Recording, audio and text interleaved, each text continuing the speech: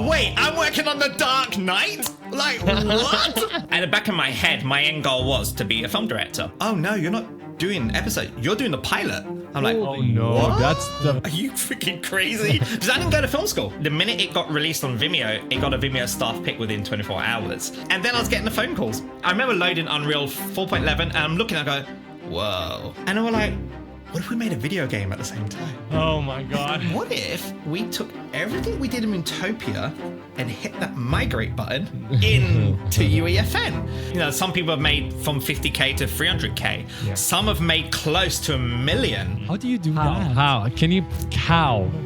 I had some money saved up for a mortgage to buy a house. You know where this is going. I know where this is going. You know Sounds like a bad decision. Sounds like a bad decision. Maybe let's go. Welcome to another episode of Bad Decisions podcast, where we give you guys a backstage pass to the mind of creatives, entrepreneurs, and visionary. And guys, today is our first episode from Dubai. That's right. If you guys have noticed, we have a completely different setup, and we've been missing for about a month. You guys missed us, didn't you? Because we did miss you. Honestly, we've been talking about you guys every single day, and we couldn't wait to get the podcast back on. And you know what? We can talk about that another day. But what's really interesting is we couldn't wait to talk to the guest today. So Faraz, why don't you tell us who's our guest today? I think we should just get right into it. So let's get go. it. Well, our guest today is actually a filmmaker at heart who loves to tell stories across different mediums such as video games, television, and film. And he actually got his work featured in the likes of Netflix. Well, actually trending, to be honest with you.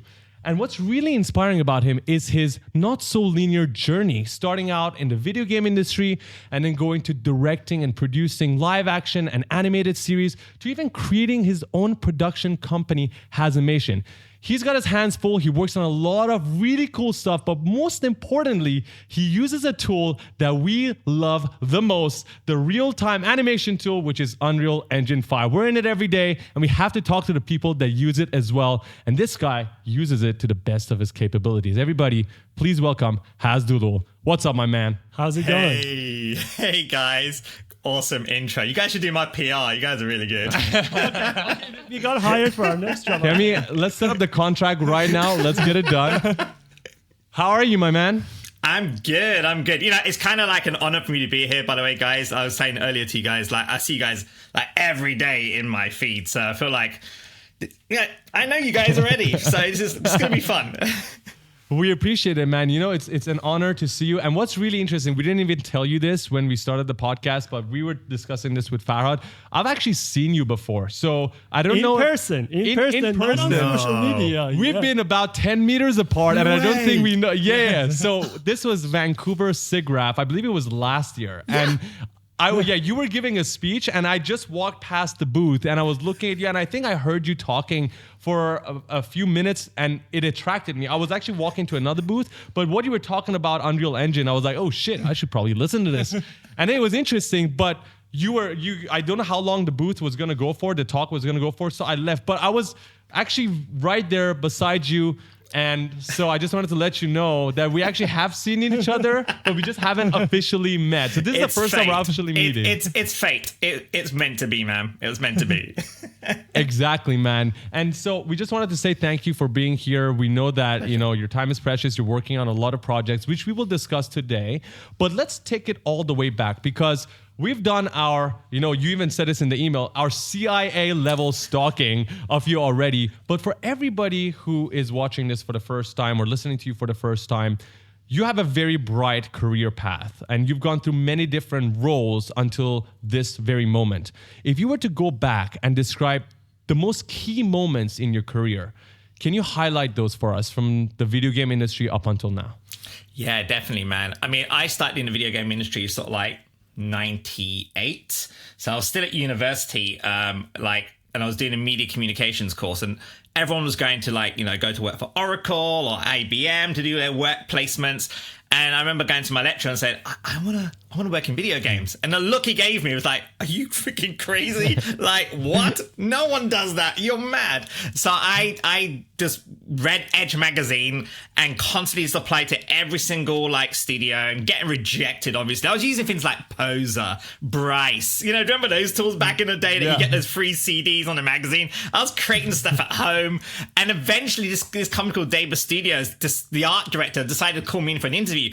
Not because my work was awesome, because it was really bad, but it's more like I could see your energy and the references you're making to movies like Blade Runner and Predator and so on. So I'm going to bring you in for like work experience, and it's going to be unpaid, like an intern for like a month and see how it goes. And a month became 3 months. I then get hired as a junior artist.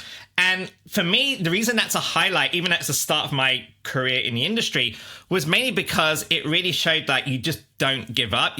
I kept persevering, man. Like, dude, I had like a stack of rejection letters. Like, my parents were like, just give it up, man. It's just not going to happen. Like, we love you. We love the art you do. But like, there's a great banking job across the street that you should look into. I'm like, no, I want to keep doing this. And I pushed ahead. And dude, like when I was there in the work experience, I was like the first one in and the last one out. And remember, this is the time when people were smoking in studios. So I'll come back reeking of cigarettes. But I learned everything, man, that I wanted to learn. I soaked it all in. I was learning things like 3D Studio, before it became 3D Studio Max. I was learning, Alias Wavefront, which later on become Power Animator and Maya. And then I just learned every single tool. And then eventually I learned this tool called Macromedia Flash and Macromedia Director. Do you remember those with Shockwave? And I started making my own little mini games. But the thing that I found was that I wasn't very good at 3D modeling. I was like, like I said, I tried everything. I really sucked at it. And there was one thing that I really loved doing, which was like, back then, that was a bit of a luxury compared to what we have now, which is moving cameras around. And we're working on this racing game. And I was creating all the replay cameras, and I was doing them in a very much like, like Days of Thunder and all those kind of really cool cinematics. And I was just kind of doing it because back in the day, everyone was just doing basic, safe camera angles. Well, I was doing all these cinematic stuff. We didn't have depth of field, anything like you have in Unreal. And then I got hired by Codemasters to work on Comet Ray Rally. Wow. And you know what, guys? I don't even drive. I know so much about fucking cars. I know, right? I can drive virtually. Virtually, absolutely. But that became the highlight of my career where I realized, oh my God, like I could...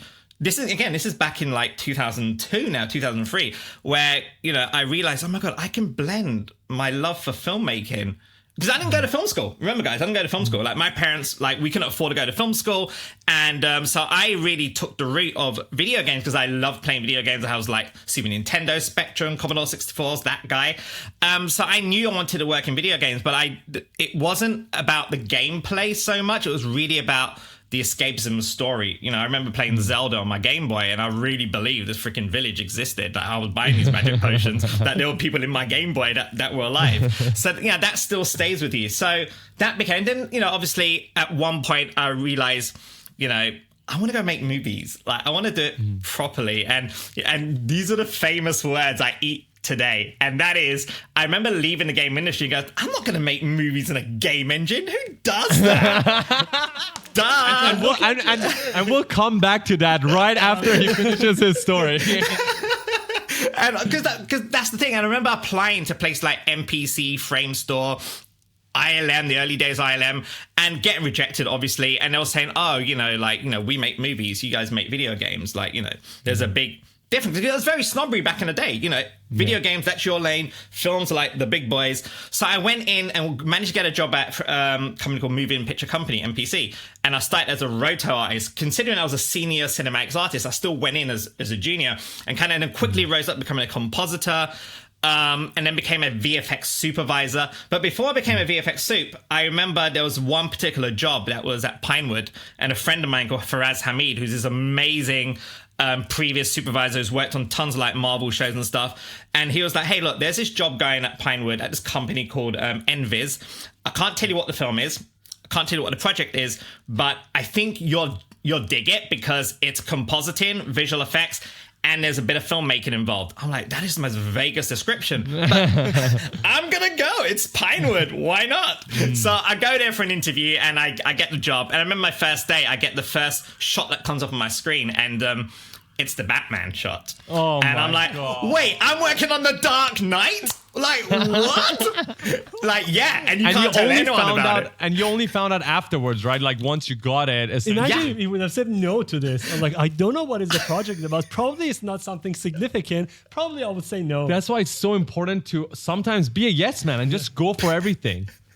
Totally. But the reason why I didn't know it was the Dark Knight at the time, because they would use code names in the film industry, right? So I remember the code name for this movie was so bizarre. It was called Rory's First Kiss. RFK. So you're thinking, this is going to be a freaking rom-com, right? Yeah, like a romantic movie or something. Come on. But hey, I was just happy to walk onto Pinewood, because it's not every day you get to walk on Pinewood where they shoot, the James Bond movies, the Star Wars movies and stuff. So I remember going there and I remember oh my God. And my job was really interesting, guys, because back then this job didn't really exist. It was kind of coined during making movies like The Dark Knight and other films, where I was a post-viz artist. So what that meant is that I would take all the amazing pre-viz that the previous team were working on and use my compositing skills and quickly put together shots that were ready for dailies that will be showed to Christopher Nolan and his team and so on. And I guess my filmmaking education came from working on previs, because when you're working on previs and postviz, or viz in general, you have to have a good understanding of editorial. You need to have a good understanding of storytelling, speed. And you got to work very fast, and you can't be precious about the shots as well. So you can't take like a whole day doing that perfect wide shot and it's going to go in the bin. So I really got to learn to be iterative. If you don't mind me asking, how many shots were you responsible for? And like, how long was the timeline? What was it like? Because a lot of people might hear this, but they have no idea how that was like. Sure. I mean, this was back in... The film came out 2008. I guess I was hired just after the mid-2006. So it's a bit a while back. But I do remember the sequence that I worked on. If you guys remember the movie, there's a sonar sequence. So all of the phones on the sonar, and Batman's using sonar technology to find out where the Joker is and stuff, and going past the buildings. Yeah, that's me. That's my sequence. Awesome. How long was the timeline for you to work on those shots? I was on that project for around 6 months in total, 6 to 7 months. And it's so iterative. Like, you would come up with one thing, and then 3 months down the line, it's completely different. And that is why previs has to be done very, very quick. And back then, we didn't have Unreal Engine or any real-time tools. We were using Maya and Viewport 2.0, or an iteration of Viewport 2.0. So it's literally our real time was plain... exporting play blasts out of Maya. So you had to still think like a video game, because, you don't want things to be really slow. You're working at 24 frames per second. You're working, widescreen. You're trying to fake anamorphic lenses, and you're problem solving. Like, the script would say things like, I don't know, truck flips over, and you have to come up with all these other camera angles, timing, and present these ideas. And that's where I guess my education and communication came from, because how do you communicate ideas? That you can't just write a long email. You got to show it in the viz, but also viz is grayscale, so not everyone's gonna quite get it. Like, today we're blessed to have things like Unreal, but back then we didn't have that. So it's very much limited shaders. There's not much facial expressions. There's few keyframe poses of basic moves and facial expressions to convey it.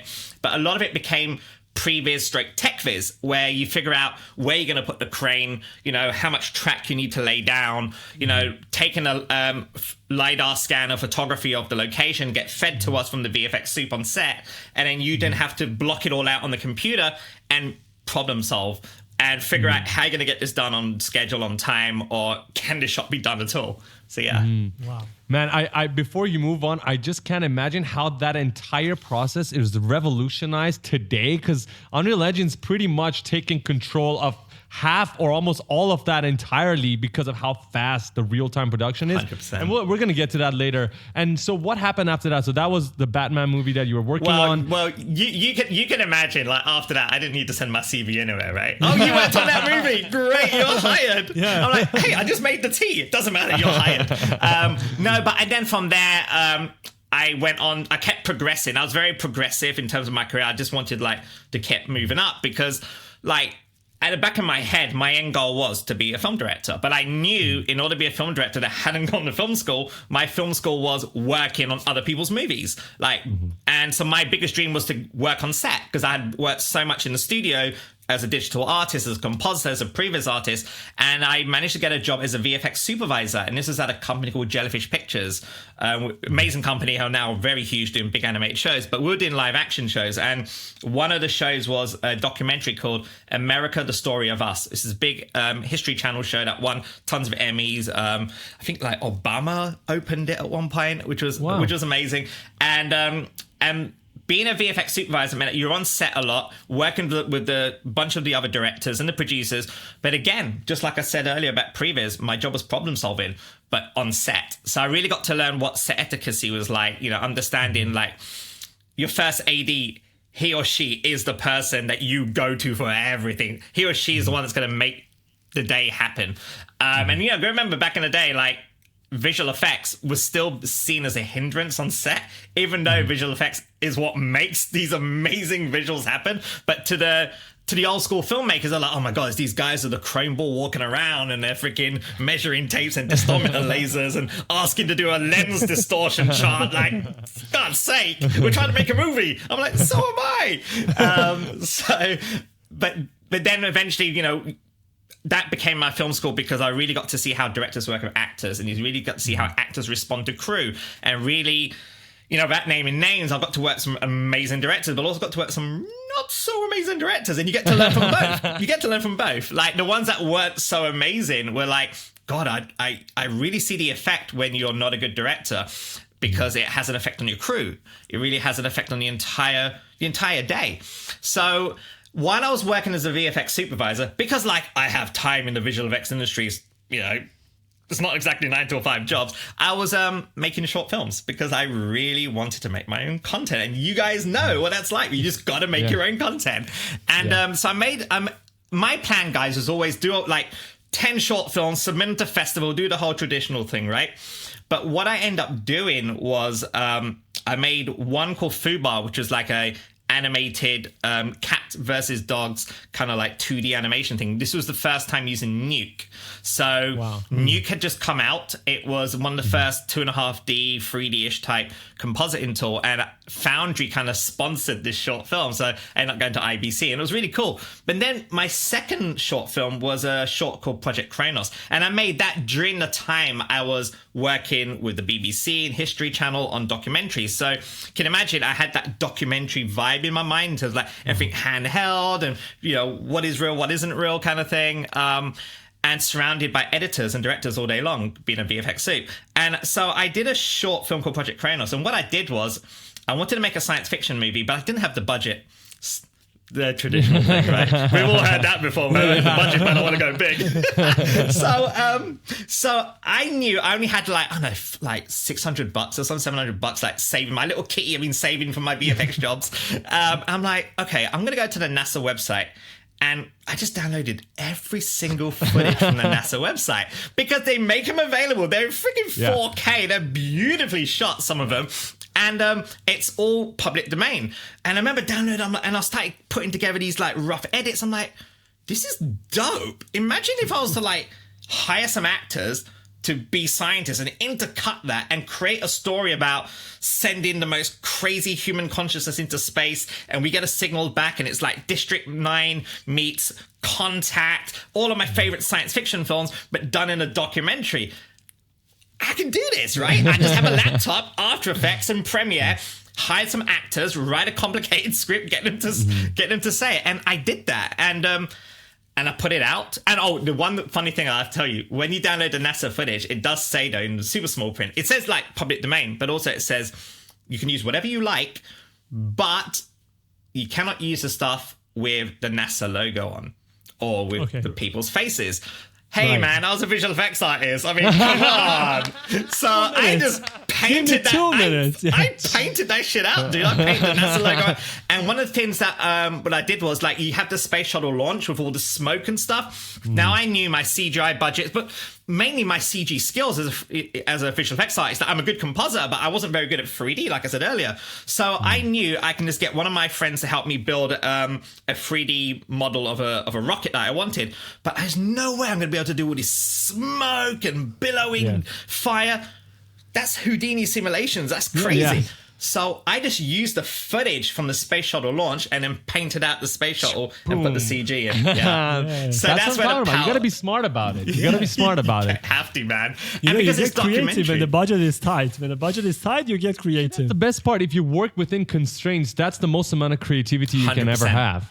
100%. You know what? That's very true. And I'm really glad you guys said that, because obviously in my career later on, I've worked on big budgets and small budgets, but I find my best ideas came from when I am kind of like against the wall. I'm going, how am I going to get this done? And that's where it's kind of like your brain kind of switches to a different mode that forces you to think outside of the box, right? Yes. But the cool thing about Project Kronos was the minute it got released on Vimeo, it got a Vimeo staff pick within 24 hours. And Whoa. yeah, and I'm like, what? This is insane. Yeah. And then I was getting the phone calls. Again, all the agents, WME, CAA, UTA, I haven't even heard of. Like, hey, man, we want to rep you. I'm like, wait, what? Like, I thought I had to do the whole festival thing. They're like, no. And the reason why, guys, is because it's all about the timing. You know, when I released the short film Project Kronos, Gareth Edwards had done Monsters. You know, I think District 9 had just come out by Neil Blomkamp.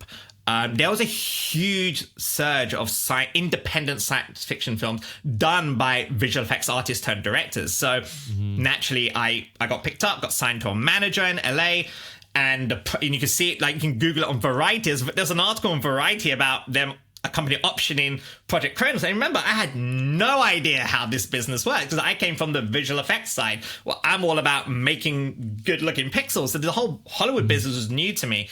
How did you deal with it? Yeah. How, like, did you get someone to advise you? Because I mean, we have dealt with that before. When you're creative, you are good at working with the software, with the camera. When it comes with contract, repping it, that's business. That's pure business. That's pure business. You know, the first person comes to you might not have the best interest in their mind. So how do you choose? How do you Not mine. Definitely don't have, like, it's usually the case because they're coming in because they have a benefit on their end. 100% of your rights. Yeah. I want to take control of this, but we'll take care of everything else for you. So I mean, how did that go for you? To be honest with you, I mean, you guys, I mean, joke aside, that's essentially what happened. You know, they were like, you know, we'll take care of you and everything. And I'm like, luckily being a VFX supervisor, and remember, I wasn't just a VFX soup, I became a VFX producer in my career as well, which meant that I got to deal with studio executives. So I rang them up. I rang up the studio executive, rang up the director friends of mine, and said, hey, you know, I'm getting repped. And they all gave me the same kind of horror stories. Hey, be careful who you sign with. So, you know, so I went through and researched it. I wasn't in any crazy rush, but at the same time, you know, it was a buzz. You're like, oh my God, this is happening. Like, this is crazy. So I eventually went to a manager called Scott Glassgold, who ran a company called Ground Control. That was it. And if you look at the stuff, the people he reps like directors that have done tons of amazing visual effects shorts that end up becoming directors and signed to a studio. But it was very much a traditional manager in terms of, like, you know, option the script, try and get it attached to a studio, try and attach an executive, you know, that whole usual Hollywood thing.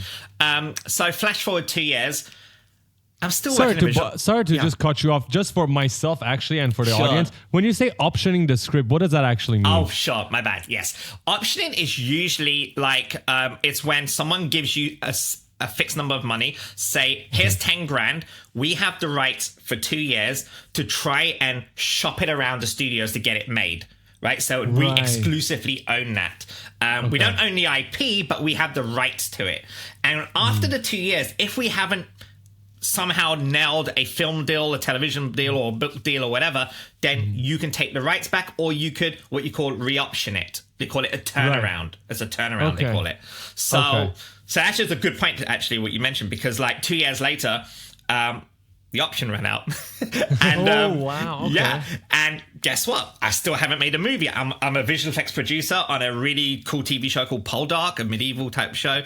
And so I'm like, why am I not like Gareth Edwards making a movie? Or why am I not doing why am I still working in visual effects? So you talk to your agent, you talk to your manager, and all of them go, yeah, you know, it's all about the right time. You're still a first-time filmmaker. It doesn't matter how many shorts you've made in Hollywood, you're still a first-time filmmaker. I'm like, okay, so how long is this going to take? Just kind of, you know, want to get going to make a movie. 2 years. Well, I mean, 2 years is a long time, and you do so many things in 2 years. And if you're just waiting, 100%, it's a pretty damn. You see other people producing and creating movies. 100%. I know, too, yeah. But simultaneously, I spoke to filmmakers in Los Angeles, and a lot of them said, "Yeah, man, you know, we've been developing this project for 4 years." I'm like, "Oh, okay." Yeah. How do you guys make money? Oh, but you know, we get hired to write some projects, and also, you know, back then, probably still now, you know, well, not so now because of the strikes, but spec. People expect you to write stuff on spec. Oh, you know, you'll write this on spec, right? okay, I guess it's Paramount. Like, so if you look at my IMDb, I've written for Paramount, I've written for Fox, and these are amazing experience, guys. Even though I wasn't paid very much or very little or next to nothing, the stuff that I got back was I got to work in the studios and work with executives. So I would never dismiss that. But of course, ethically, it's not really right because the executives are getting paid a salary, yet we're the ones doing the work. Do you know what I mean? So, but I decided when it came to turnaround, they were like, hey, here's another 10 grand. We're re-optioning the script. And the project was ballooning up budget-wise. It was kind of like a $30 million movie to make. It was like Gravity meets Interstellar. It was like, I mean, it was awesome, but at the back of your head, you're like, this is never going to happen. Like, I haven't made a movie, right? Yes, they don't get $30 million now. So I'm like, look, guys, I'm just going to do the most craziest thing. I'm not going to re-option my script.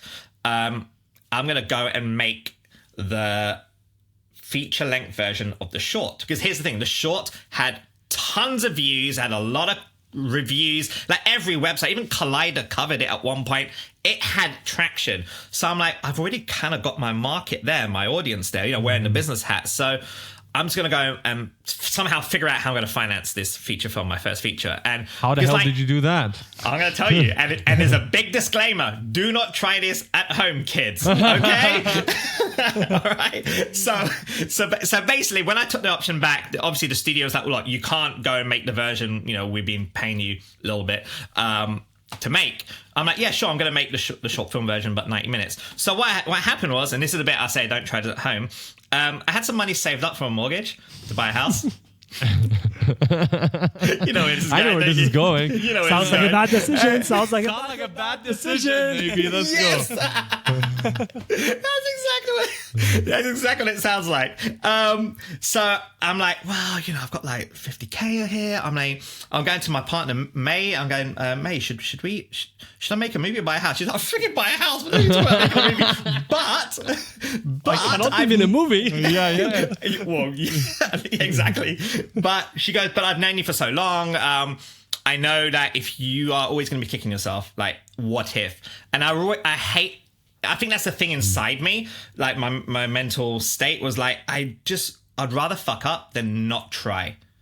And you know what I mean? Like, if I fuck up, it's on me. Right, I don't rely on someone else. That's the foundation of our studio, Bad Decision Studio. That's why the name. Everyone tells you it's a bad decision. Don't do it, but you do it, and eventually it's a good decision. You literally described the reason we came up with the name of the studio. But please continue. Brothers from another mother. I respect that, dude. I respect that. So Mrs. like, look, just do it. Like, houses are brick and mortar. This is something you've always wanted to do. If you feel like it's the right thing to do, just do it. And then in the background, don't fuck it up. I'm like, okay, definitely not. And I think that was probably the best decision because you do not waste anything when it's your own money. So I left the visual effects industry in end of 2015, beginning 2016. I had to set money aside. I'm like, okay, I looked at the short. I looked at my resources, like, hey, what have I got? I've got really great friends that have great cameras. I reached out to Blackmagic, who were amazing sponsors, who said, yeah, we'll give you cameras and lenses, like, to make it happen. Cool. I'm like, okay, I have all these things. So it's almost like you've got all your ingredients laid out. I'm like, okay, now what is the story? So I mapped out the story, looked at my resources, looked at my budget, making sure I can hit it. And then I rang up every studio that I had become friends with, because remember, like, while I was working in the Hollywood system in terms of like writing and stuff, you make a lot of friends, and that's part of your job as a creative. It's not just to make amazing imagery and tell great stories, but you've got to network, because that is your commodity in order to get your art commercialized and made, right? So I rang up, like, some people at Paramount, some people at Fox, some people at Disney, and so on. I was like, hey guys, I'm making my first feature. And they're like, congrats, who's financing? I'm like, I am. They're like, oh. No, they didn't do that. No, but they're like, oh, well, let us give you some hard truth. And they all gave me like brutal, honest truths. Like, don't try to make Star Wars for the limited budget you got. No matter how talented you think you are, there's a reason why those movies look like that and are made like that, right? It'll always feel a bit B if you try it, or you kill yourself trying to do it. Look at, again, they reference films like Chronicle, where the visual effects was not bombastic, but it was all about story, character, keep it grounded. Look at District 9, look at Monsters, and all of those films. And so I had all those things like on my whiteboard, like, okay, these are the references. And I'm going to distributors. So I rang up some distributors. I'm like, because the thing about distribution companies, they're always looking 2 years ahead, kind of like, you know, what's gonna hit the market, kind of a little crystal ball. So, and I'm like, sci-fi, like, we love sci-fi. Yes, that's just as good as horror these days. I'm like, fantastic. What kind of genres were, and I was kind of like fishing exercise. They're like, you know, we love things with AI, we love alien invasion movies. I'm like, okay, I think we're kind of done with alien invasion movies, but I'll put that down on the board. And then I kind of looked at everything, and I had my checklist of what would make my film commercial, because hey, I'm financing this, so I got to make sure there's a return on investment somewhere, guys. Yeah. At least try. And then I went ahead and did it. Flash forward 2 years later, I'd made the movie. It comes out 2018, and it was number 2 in the iTunes charts, next to Blade Runner 2049 and Wonder Woman. Wasn't that one of your first movies that you watched and got inspired? Ironic, right? Wow. So for me, I was like, oh my God. And that's not even the cool part, guys. So it comes out January 2018, and then in April we get a sales report. So you get like when you make a movie and you sell it to distributors, they sell it to all the various platforms, and then they give you a report back at every 3 months. It says all the places it's sold, how much money it's made on like Amazon, iTunes, all these like, you know, Hulu, whatever. And then at the bottom is like the total revenue minus the commission they make and how much is left for you. Now, I was always thinking, it's going to take at least 2 years to make any return back. Yeah. We were 200% in profit. Not only did we cover our costs back, we were in profit. And they were like, yeah. And they were like, guess who's the main investor? Yeah, guess who's the investor? Yeah. Guess who's the investor now? Exactly. But again, like, you know, there's a combination of a lot of things why that happened. A lot of it was, which is why I think it's important to talk about these things on these shows, is like, there's about making the movie, and then there's about the timing of when you make your movie and release it. And it's also the PR and marketing. Like, you know, we had no print and advertising budget on this. Like, what print and advertising budget? Yeah. So the print and advertising budget for me was going back to all of the visual effects magazines that I would read while in the industry and say, hey, I'm a VFX guy turned director. They love the underdog story. They're like, oh my God, we will support that. So even Cinefx, before Cinefx kind of like collapsed, they covered the story. And to me, I'm like, oh my God, I read Cinefx in my industry. 3D World magazine, all of those magazines covered it. So there's a lot of press already. But the other thing also was, because I was the main financier on the film, I was doing a lot of behind the scenes while making the movie. So you're building up an audience base already, right? You're building interest. So when the film comes out, of course people are going to go and download it and watch it, or pay, you know, $3.99 or whatever to rent it, because they've been following this. They want to see what that hype is, right? Now, bear in mind, the film had mixed reviews, of course. Some people loved it, thought it was a stroke of genius. Some freaking hated it. But that's the point when you make a movie, right? And that's when I realized I've made a movie, because I've got haters and lovers. Oh, yes. Yes. That's the sign. That's the sign. You know, whenever you get hate comments, that means you have done something significant that people are commenting on it in the first place. They have an opinion about your work, which is great. So they care. Yes. It's better than them just passing by it because they have nothing to say.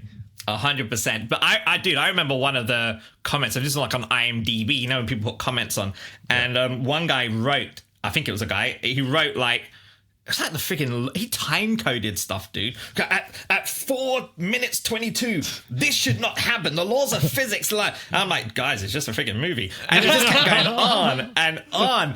And dude, it was like, he spent so much time, and he ended it. This is the classic. I mean, obviously at this point, I'm like, oh my God, I'm ruined. But then at the end, he's like, this is just as bad as Arrival. I'm like, oh, wait, what? My God. Wait, what? That was a compliment. I know. I'm like, I'm going to reply. And my Mrs. May is like, do not reply. Because once you get down that rabbit hole. No, you would have been in that comment section for about a couple of days. Yeah, I know. But it just shows you, right? It really shows you. So that was my first film. And so when you see on my IMDb, you'll see I've made 2 movies at the same time, which is technically not true. Like, so remember I told you my short film did really well and I got all this traction in Hollywood and agents. Well, when you go to have these meetings with agents or studios, they ask the famous question is, what else have you got? It's always the question they ask you. So I'm like, hey, I've got like this story about this AI thing. I've got this story about this alien, blah blah blah. Were you making that up, or was it actually part of what you had planned? I had a couple of one-page ideas, and the rest of it was in my head, obviously. Okay. Well, of course. But there was one I did have. There was one that it was like a one-page. It was an image I had, and I brought it up on my laptop, and I showed them. And it was basically an image, a Mars image from NASA, and I comped this spinning black cube. And I'm like, wouldn't it be cool if one day we found, just out of nowhere, this black cube just appears on Mars, and we find out that holds the answers to the question of where did we come from, right? So you kind of like, that was my pitch. They're like, ooh, we love it, but we're going to pass on it. I'm like, oh, okay. Why?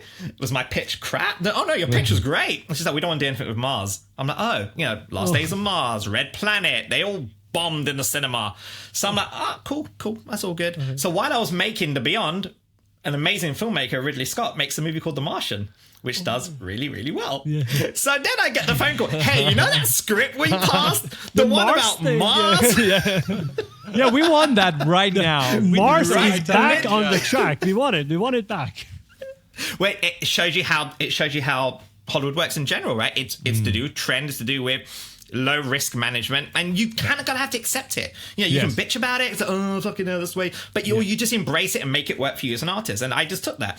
So there was because that's the psychology of people at that point in time. If they like movies like sci-fi, if you make a sci-fi movie, it's going to do better than if you made it at a year or a time period where people don't give a shit about sci-fi. So it's 100%. All of those come into play. And as much as you want to be a creative, you have to be a businessman. If you're putting in all your money to create a movie, you have to know, like you mentioned, the right timing and the right audience, the right market. So 100%. What did you do with the Martian idea?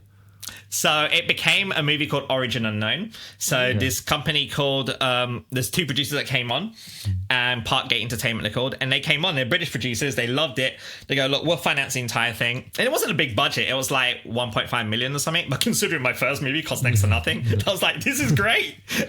All my other filmmakers are like, really? I'm like, this is amazing. I'm just happy to be making films. And that's the thing I tell everyone, is like, don't get too freaking hung up about, I need the red camera, I need the latest Sony Venice camera, whatever.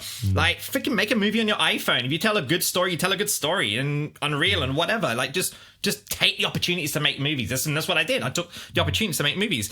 And we landed an amazing actress called Katie Sackhoff, who you would have seen in The Mandalorian, kicking ass. And she came on, and we made that movie. And it was a very intimate movie, because it was like a proper movie where there's a proper film crew, there's a schedule. Like, the way I made Beyond was very guerrilla. We're shooting stuff and getting people to sign release forms and whatever it takes to make the film. Like, I'm doing like a million jobs. Whereas this one, there's like assistant directors and so on. It was like a proper set. And I loved it, And I remember like the producers, because it's what you call a bonded movie. So for those who don't know, when you make a movie at a certain budget, you have to bring what you call insurance bonds. It's based on an insurance company to kind of like, if anything happens in the film, you can recoup the money. And it's called a bonded film.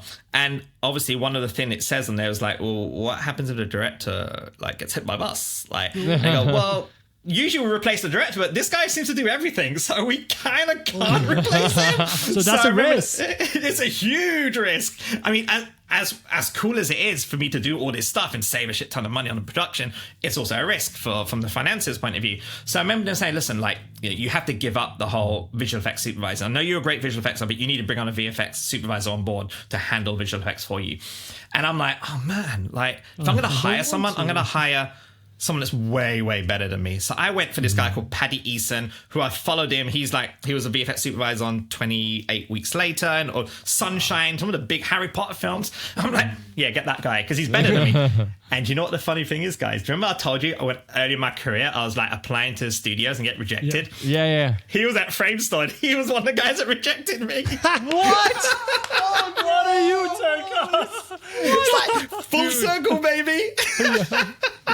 Hire him and then fire him. Were you just like chilling there on your chair as he walked in the room, like, hello, we meet again? Remember me? Look me in the eye. Did you have like sunglasses on? Just take it off. Come on, please tell me you did something cool with that. You didn't just prank him. Just prank him, You guys are so dramatic. I was like, hey man, like, Do you remember me? man, I said your come on. CV. You gotta live your life like a movie. You're a director. Come on, man. You gotta tell a good story. It has to be a good story. But the funny thing was, he didn't remember me at the time. But then it was later on, I think I did something, because I was quoting like Michael Bay films for certain camera moves, or or Aliens for like certain lighting. It's kind of like my communication language on set, so that everyone kind of gets enthusiastic. And he goes, "Hey, I think I remember your show reel. Did you have like this big massive spaceship?" I'm like, "Yeah." He goes, "Oh yeah, sorry." And so, yeah. but it was amazing. It was amazing. One question I have, how did you transition from a person who's really hands-on on everything? And I think because we are both now doing everything, and it's very hard for us to hand over anything to anybody because we think that, they probably can do what we can do. But how did you change that mindset? This is a selfish question, actually, because you have done so many things in the first movie, and in the second one, you have to see someone else is doing it. Were you pulling your hair like, "Yeah, let me do it"? Literally. Look. Full disclosure, I'm still having that issue now. I have to let go. Right? Full disclosure. We're good. Yeah, it's normal. For people like us, it's in our DNA, man. That, we know how to do something, we do it. But I think, at some point, when you're working on the bigger movies, you start to realize that you do need to give something up in order to maintain the quality of the project you're doing. Yeah. So, for example, after I did Origin Unknown, I got hired by Disney.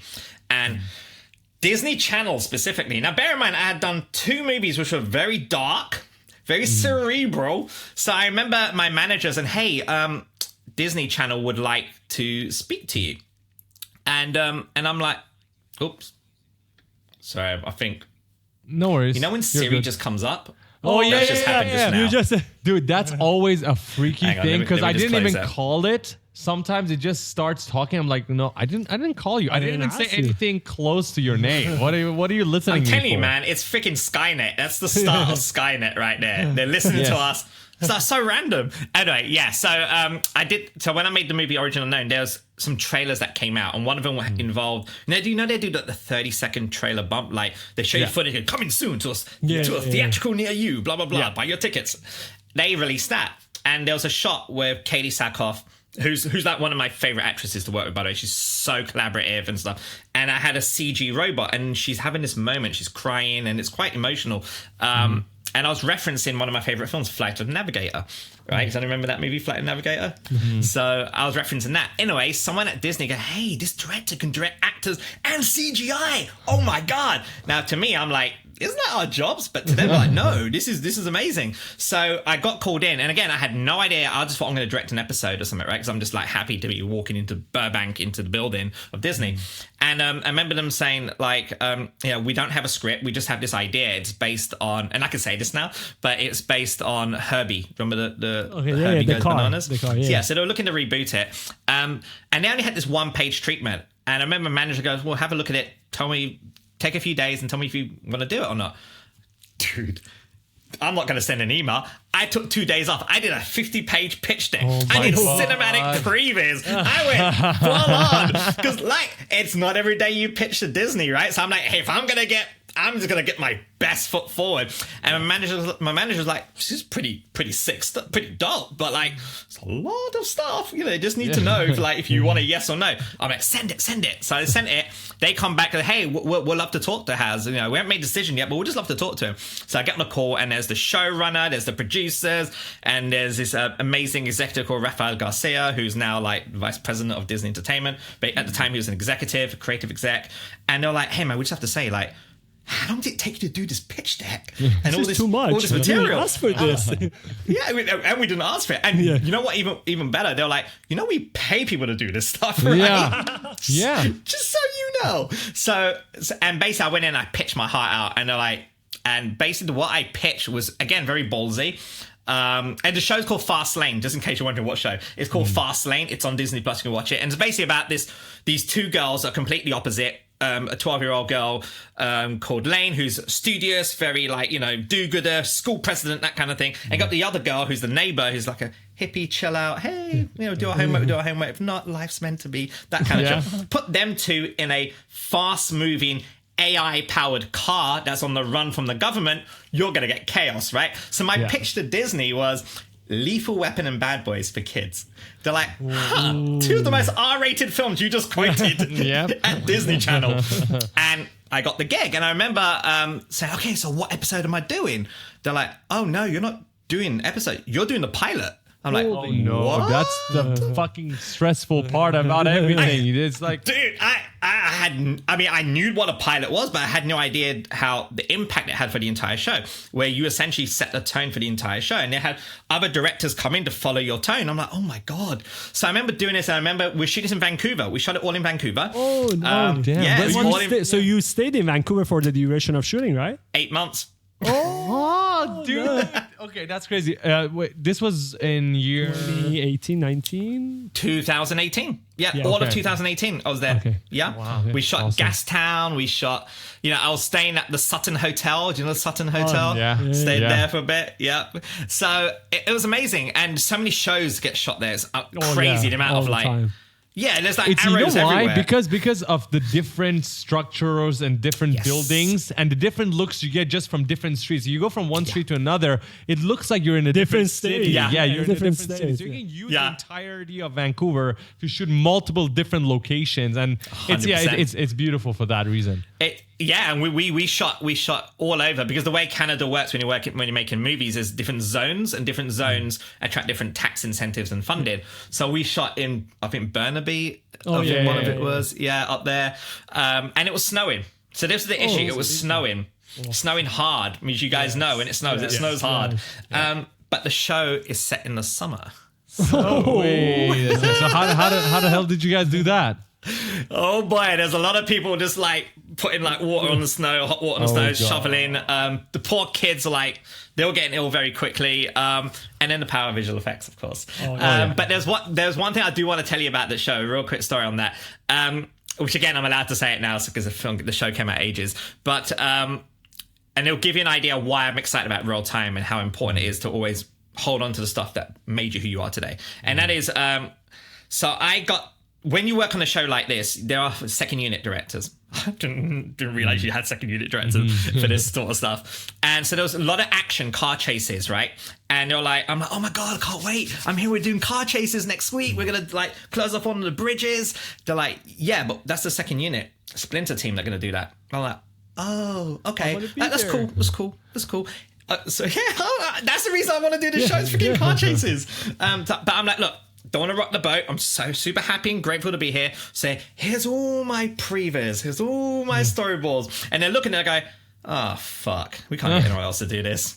Right. So I had to sign up to be, I think it's like DGA, the equivalent of DGA for Canada, the Canadian Directors Guild. I had to like sign up for that show in order to avoid the whole tax incentives and stuff. Because I was the only Brit there. Everyone else is Canadians or Americans. Okay. So, and I remember shooting that really cool. We used the team from the Predator movie, the last Predator film, not Prey, but the one before that, the one that was okay-ish. We used that team because, like I said earlier, like there's so many TV shows being shot there. We couldn't get crew. This is Disney; they couldn't get crew, so we ended up getting a feature crew. And I remember and this is the nerd inside me, right? I was like, man, I remember watching the making of The Matrix, and they had this big Russian arm thing, and they're like. And I remember the production manager goes, okay, so you want a Russian arm? Like, yeah, why not? Let's do it. They go, okay, but you only have like 2 days to shoot this. So we'll get you a Russian arm on the condition you shoot everything with a Russian arm. I'm like, hell yeah. And for those who don't know, for those listening and watching don't know what a Russian arm is, it's a Mercedes SUV vehicle with a big massive crane and a big arm with a camera zipping around, and there's people in the back controlling it and stuff. It was, I was like a kid, and then they brought on the stunt coordinator, and I swear it was so obvious I was like a kid. I'm like, oh my God, they did this on the making of The Matrix. So you plot out all the cars and you map it. I'm like, this is so freaking cool. And because I was like so enthusiastic, I think they were like, oh, bless this director. Give him a couple more films. Dude, and he's going to be worn out. You know what's really interesting? Because the level of excitement you have is literally what we had, because literally right before we left Vancouver, we went to Peacemaker Filmworks, which is a studio that has, all of the Russian arms, all of these cars that are just super, super crazy. Just like a theme park when they open and like, it is 3 people sit in this car, 1 person control the camera, 1 person the arm, the pull focus, all that. We literally have a video just covering all those cars, dude. It's It is just so fascinating. So we get It's so cool. the level of excitement that you have. It's so cool. So, but here's the thing: we shot all these really cool car chases, and they're all like amazing. One of the best things we did. And then we're shooting like episode 6 or something, or 7, and I get a tap on my shoulder. And this is what we're shooting. We're shooting in the studio, right, with the kids and everything. And someone from standards and practices come down. I'm like, oh shit, what do I do? Did I say something inappropriate? Like, what? Or did they figure out that is definitely the wrong director for this show? They finally clocked on. And they go, oh no, we just got word from upstairs that could you make it look like that the girls are not driving the car? I'm like, wait, what? Why? You know you signed off the script, right? It does say, girl grabs the steering wheel, does a handbrake skid. And I've shot all of that already. They're like, yeah, it's just that we can't really have girls doing handbrake skids and donuts and stuff like that. I'm like, okay, shit. Wait, why? I don't get it. Why? Probably they're underage or... Yeah. But it's Disney, isn't it? Yeah. It's a Disney show. All right. Okay. I mean, get hey, it. man, I had... Dude, this is where the power of previs came in. I said I wanted to do a car chase on the motorway. They're like, we can't do car chase. I'm like, no, it'll be easy, man. No, it's not that. It's we can't have cars crash into other cars. I'm like, but why? Because we just don't do destruction on a Disney channel. I'm like, okay. But I really think the kids want Fast and Furious, man. I mean, they're gonna expect it. And again, I'm like fish out of water. This is my first job. They're like, look, tell us tonally how you're gonna do it. So I'm like, give me one night. So I go in my hotel. I load up Cinema 4D, and I'm blocking out all these freaking shots. No, Blender. I was using Blender. I was blocking all these shots out, and I was editing in Premiere. Did some sounds. I even did the sound of my mouth. Did all that myself. I know, whatever it takes, right? And then I go back and pitch it to them. They're like, this is really exciting and not a single car crash. Great, we're in. See the power of previs, right? Because they could have easily said no because I said car chase. Yes. So anyway, back to the story where I'm like, oh my God, like we have to reshoot all this stuff. Let me ask you a quick question here. So as you were directing here, as a director for traditional films or how films are done usually nowadays, is a director doing what you're doing as well? Or are you one of the only few who actually goes in that same night, you know what? If no one's going to listen to me, I'm going to fucking make it myself. I'm going to show them. I'm going to show you what it's like. Because not every director has 3D skills or Unreal as a tool. True. Do they have to go to a storyboarder or somebody else and instruct 100%. them usually? Okay. Yeah, and in fact, that was the option I was given. Like Disney would go, listen, do you want some storyboard artists and stuff? I'm like, no, it's okay. I'll do my little storyboard like things myself, and because like the show's greenlit. Like for me, like if the show's greenlit, we don't have to pitch. So for me, it's about my job as a director to communicate how we're going to make the shots, make sure the executives are happy tonally, that I'm not going too crazy, that the first AD is happy and the line producer is happy. I'm going to make my day. I'm not going to go over budget and over time. So to me, that was more important than trying to create pretty storyboards, which is going to go in the bin. That is such an important thing because, okay, so the majority of our audience are 3D artists, I would assume, right? Would you agree with that? 100%. And a lot of them are extremely interested in Unreal Engine 5. Some of them are definitely using this tool. Some of them are considering using it. Everybody has that stage. They're probably in Blender or Maya or Cinema 4D. They're thinking of using Unreal Engine 5. They haven't started yet. So we always talk about the reasons why you should get into it. And that's the topic we're going to cover. But I just want to talk about the fact that you having the 3D skills in general, and then also eventually getting to know Unreal, it helped you so much because you don't have to rely on anybody else to communicate your vision. And honestly, you can draw it, but sometimes the drawing, I don't know about your drawing. My drawings are the worst. Yeah. Mine is the worst. If I draw the show, will get cancelled immediately. No one's like, no, we're not making that. So the fact that you knew how to do your own previs, I think helped you so much because, again, you don't have to rely on anybody, saves on budget because no one can do that in the same amount of time. Every time you explain the story, it's the same night or the same weekend. Nobody's going to work in the same night or same weekend for you, right? No.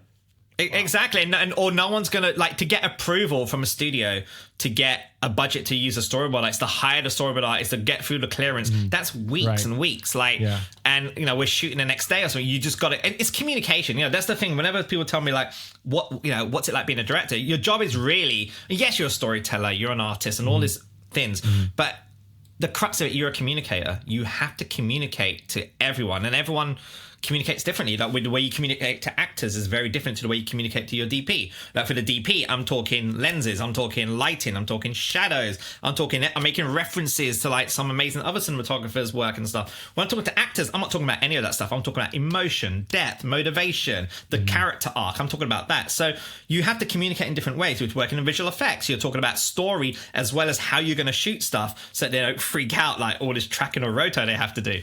So for me, like when it came down to that problem, I had literally 35 minutes to solve that problem, which was like, how are you going to reshoot all that if there isn't a reshoot budget? And I didn't want to use reshoot on my first TV directing job. I couldn't go out in that style. So I'm like, really quickly, I remember the showrunner was like, I'm just going to go grab coffee.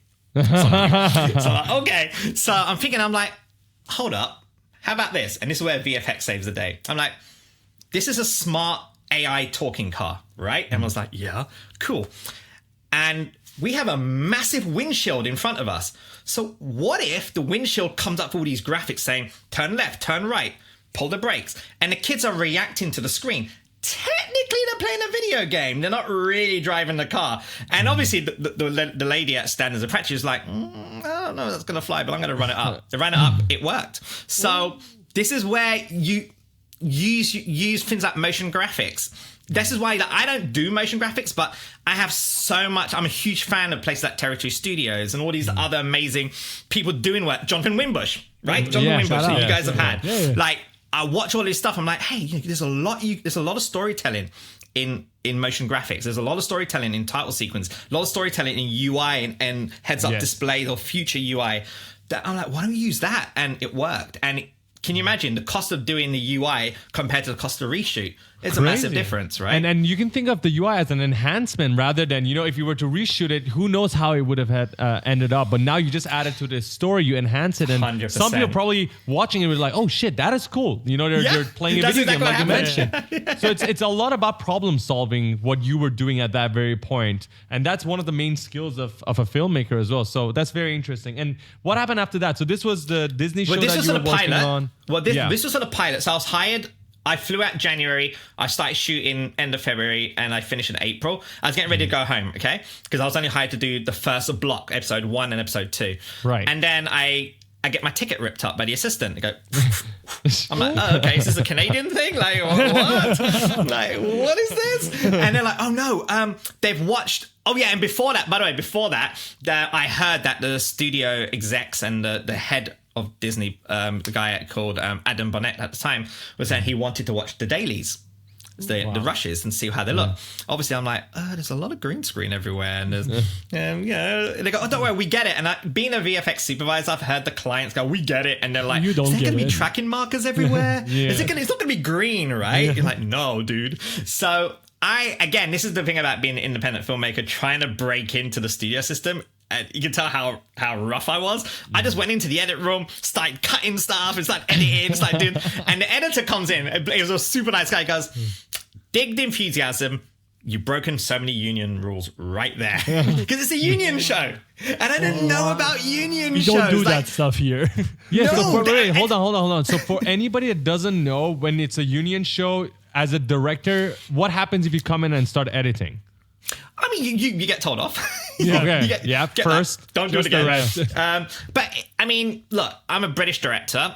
So unions, we have unions in the UK, but it's not as hardcore as like the US and Vancouver. And don't get me wrong, I think unions are there for a very good reason. They should be there to protect people and stuff. But for people like me who just wants to get shit made, it's a lot of hurdles. So I'm like, oh, guys, look, man, they're going to screen it on Monday. They're like, yeah, we know, we're going to send the dailies. I'm like, yeah, but I really think we could do a really good presentation. They're like, what is it you want to do? I'm like, I'm just going to give me the footage. Just give me the footage. I'll take it to After Effects and I'll do some really quick comping, track some backgrounds in. It's fine. I rang up the visual effects company and said, hey, could you send me the 3D model of the car? They're like, we don't do visual effects until 6 months from now. What do you want the car for? 6 months.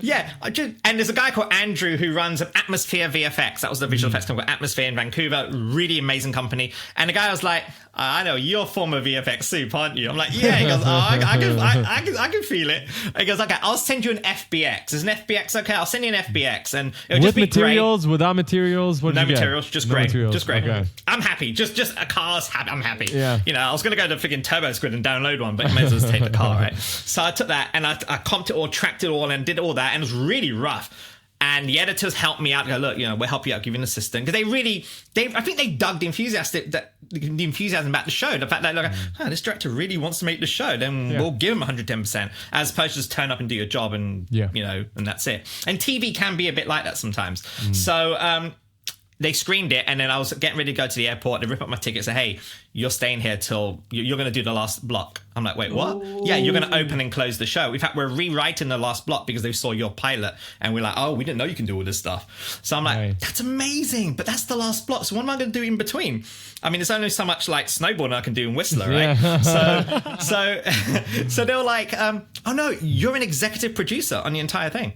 I'm like, wait, what? Yeah, they just ripped up your ticket, gave you new roles, made you stay. Okay, that's a Canadian way, apparently. It must be the Canadian way.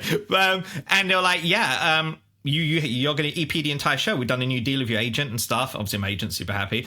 And it was amazing because I really got to really understand what it's like to be an executive producer and the responsibility. And when you're working with a big, gigantic company like Disney, and there's a lot of voices involved, you got to really, the thing that I learned working on that show is how do you choose your battles? You know, let me ask you a question really quickly about being an executive producer, because that's a different role than being a director. How did you fit into that role? Because they gave you that role. Usually people get scared, stressed out, or sometimes there's online courses, but I'm not even sure if you can take an online course for being an executive producer. Like, there's nothing like that. You can't just go and ask a friend how it's done and just do it. So how did you fit into these roles? Because I see the same pattern across everything that you do.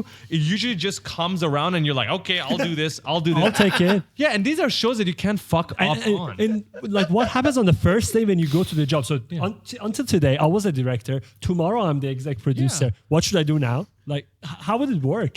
I think, you know, it's interesting when you break it down like that, but I think at the time I didn't break it down like that. At the time, you're there. You just go. I mean, I was doing a role in a way, right? I was like, and one of the big reasons was because of my visual effects background and Disney Channel. This is Disney Channel. It's now Disney branded entertainment, but back then it was Disney Channel. So their budgets are not Marvel budgets, right? So they still have a limited, but I mean, you know, like it's still like $1 million or something for an episode, which to me was like, what? For 20 minutes? That's freaking amazing. But you compare it to Marvel and all that, yeah, it's definitely different. Exactly. So, and remember, everything cost gigantic. I mean, you know, even when you're shooting in Vancouver, yes, there's tax breaks, and yes, you're using visual effects company, but everything's inflated, right? And I would come in, and I was being a VFX producer, I'm so used to seeing numbers and seeing, so I would see things like, you know, 8 days to do a basic key, and I'm like, damn, these guys are slow. Like, why does it take 8 days to do keying? And the exec go, well, yeah, that's the price you pay. I'm like, I get it, but it's a static shot. There's no hair. I mean, I can do it right now on my laptop in Photoshop. So I'm kind of not seeing it. So I remember going to have dinner with the VFX, because the thing that I wanted to do was not be the dick exec producer where I'm like, I'm going to cut your budgets in half. You guys are going to deliver, because I've been in that boat as an artist, working on shows where there's literally no money because the production side had to cut it because they wanted to spend it more on, I don't know, catering or something. So, like, for me, I'm like, I'm not going to be that dick. So I went out for dinner, took the VFX guys out for dinner, like, well, the owners of the company, and they totally got it. They go, look, we have to inflate this stuff because we don't know. It's speculation. We don't know how many iterations we have to do. And I totally get it, man. I was in your shoes. But now the tables are turned. So meet me halfway. Right. How do we get this show made for the budget we have that doesn't cripple you as a VFX company, but also gets my show done? And once you become vulnerable like that, they'll work with you. They'll make it happen. Like, they even gave me I remember atmosphere effects, amazing. They just gave me this like desk. Go, look, you keep coming in, and let me just give you a desk, and here's a license of Maya, and just do your thing. Do your thing, yeah. do your thing. Don't call me anymore. This is your files. This is the password. Go do your thing. Yeah, and it's Here's the keys to the office. You take care of it. Stay back tomorrow. Export it out. But you see, it's your prior knowledge in all of these different areas that allows you to know exactly how much should everything cost and how long does it take to complete a certain thing, plus your language and your communications, that you can be vulnerable, you can 100%. Be nice, where you're not the dick. So clearly these are the reasons why you managed to pull through, and I just wanted to make sure that that comes through to us and the audience as well, because it's very interesting. Thank you. But you know, it's funny because when they gave me the desk, I remember the next day, the cleaner would come around and go, hey, look, I know you're a new artist that just started. You know, junior artists have to leave a little bit earlier. And the guy comes around and goes, no, he's a client. He's a client. But I thought that was sweet. I'm like, oh, that's kind of cool. But yeah, and that really became my calling card in working big projects. And you can imagine after doing the Disney show, it was pretty easy to keep working on other shows. But after making my second movie, I really quickly realized that, oh my God, like, do I want to keep making movies for other people? Or do I want to go and make my own stuff? Now, of course, granted, you have to build experience, right? You can't just go in and like, I mean, maybe you can, some can, but I really believe that you learn by working with other people. You take the best and the bad, you make it work. And I was like, so I was talking to the post-producer of Origin Unknown, Paula Crickard, who's worked on like, you know, some big movies like Harry Potter and so on. And the second movie, without being so negative, it wasn't the best experience from a behind the scenes. I'm going to be very diplomatic because it was an amazing show. Working with Katie Katie's one of my closest friends, amazing. But you know, there was things that when you come from a world where you just get shit made, and then you're being told no. You have to do it this way, or you have to take the long route, and it costs rules this much. And regulations that just don't serve the final product. They're just there to make everything longer and difficult and complicated. So we get that, 100%. Totally. And so I'm like, how do we avoid that vicious circle? Because you just go from one project to another. It may be a little different, but you're always not going to have that sense of breaking new boundaries, right? So we're like, why don't we just set up a production company? The only way to do it is to set up a production company and take a bad decision and just do it, right? And just do it. And we did it. And originally it was called HaZ Film because I had a bunch of projects that I wanted to get off and made a slate of films to be made. And having done 2 movies and a TV show, I was in a good position to go and pitch and stuff. So we started doing that and we started using Unreal. So we started using, this is around 2019. I was getting ready to make my third live action called Luna. We was going to shoot it in Gran Canaria Islands, all about, it's basically the quick pictures, space tourists crash on the moon. They got 2 hours left on their oxygen to get to the moon base, and there's monsters in between. So think Gravity meets A Quiet Place. It's that pitch, right? So, and I'm like, oh my God, I'm going to do storyboards. I'm going to freaking previs this. So, and I remember and there was a director called Wes Ball who, you know, did the Maze Runner and stuff, similar background to me, VFX, and shared the same manager as me in Hollywood. So, I remember seeing what he was doing. He was using previs, he was using some Unreal Engine. So I'm like, let me just download Unreal. Like, how hard can it be?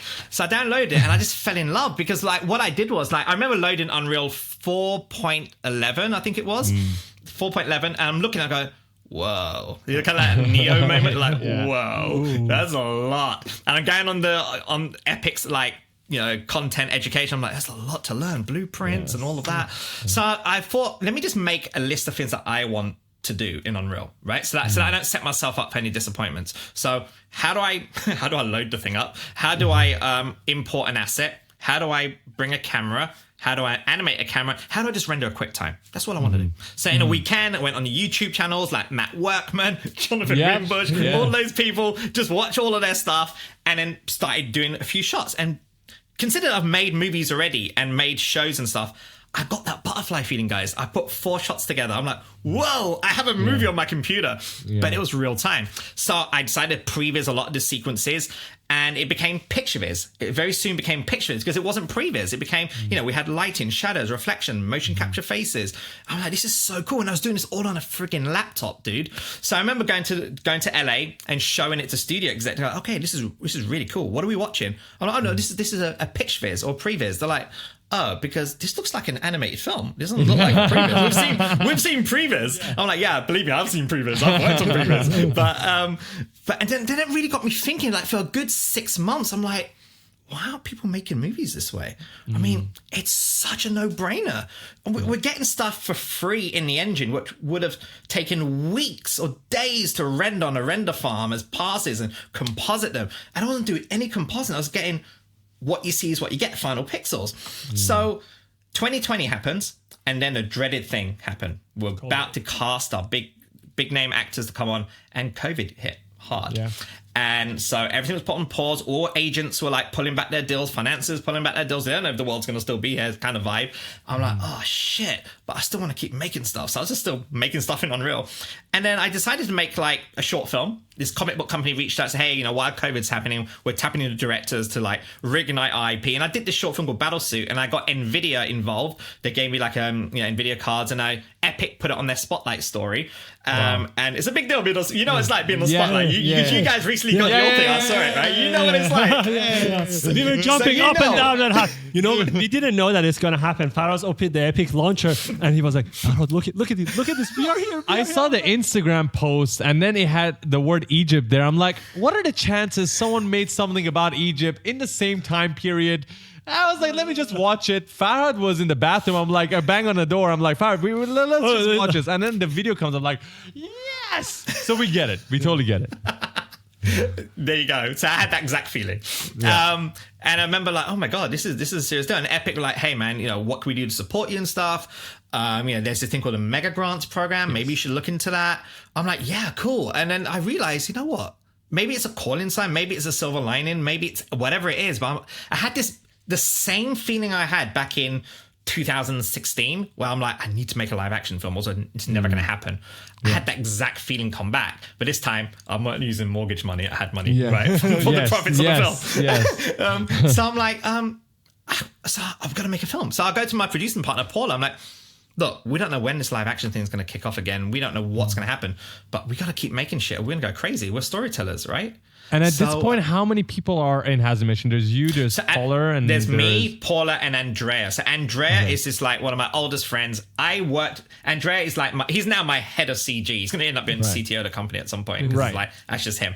But we worked together on my very first short film, Sync. So I did a short film called Sync about this robot going around blasting people. It's kind of like Tron Legacy meets RoboCop with Amazon delivery. Go check it out. It's kind of fun.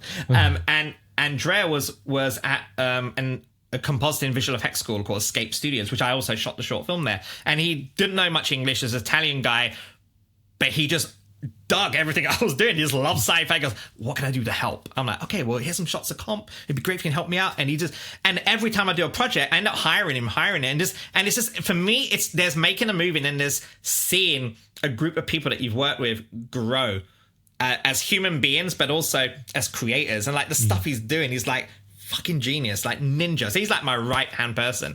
So I kind of teased Andrea, hey, what if we made a feature? He goes, that's crazy, but I like it.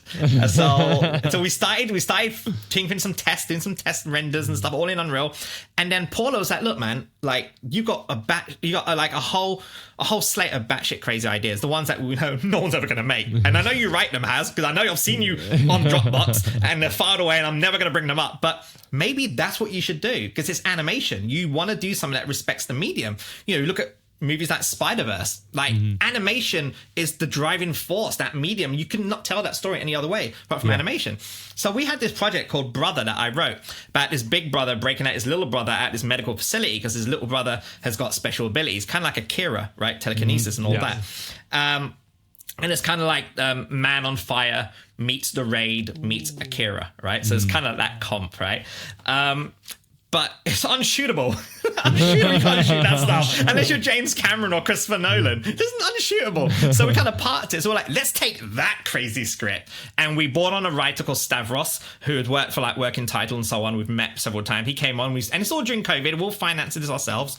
And we got the script to a really good point. And then the cool thing about self-financing your own project, specifically in Unreal, is that while the writers are writing, I'm blocking out shots. Andrea's building characters, very rough characters, but once you got the epic skeleton, then you can just update your meshes. So I started doing these like dailies and sequences and stuff and feeding it to Stavros. And Stavros was like, dude, I'm still writing, but it seems like you're making the movie already. This is awesome. Because for a writer, they don't see this. Usually a writer writes a script, they pour their heart and soul into it, they collaborate with the directors and so on. Then they hand that script over and goes, okay, see you 2 years at the premiere. Don't mess it up.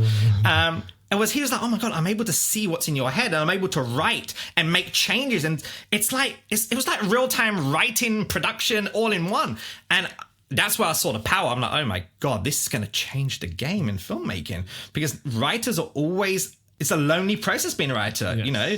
And for now, they're involved in production. It's almost like the equivalent of a writer being on a TV show set where they get to rewrite scripts. That's what it was like. So we did that, and then we applied for a mega grant. We got the mega grant. Then we got 2 mega grants, luckily. Wow. They don't do those anymore. But here's the thing. A lot of people ask me, how did I get 2 mega grants? And the thing you got to remember is Epic are not film financiers. They're not even game financiers. They don't finance movies and games. Like, a lot of people go, oh, I've got this great movie. I want Epic to finance it via mega grant. It's not how they work. So the thing that I tell everyone is they finance production processes. So what we were doing was, I wanted to make an anime in 3D, like a hybrid anime CG and 2D, but not do it in PBR, photo-based rendering. I wanted to break photo-based rendering.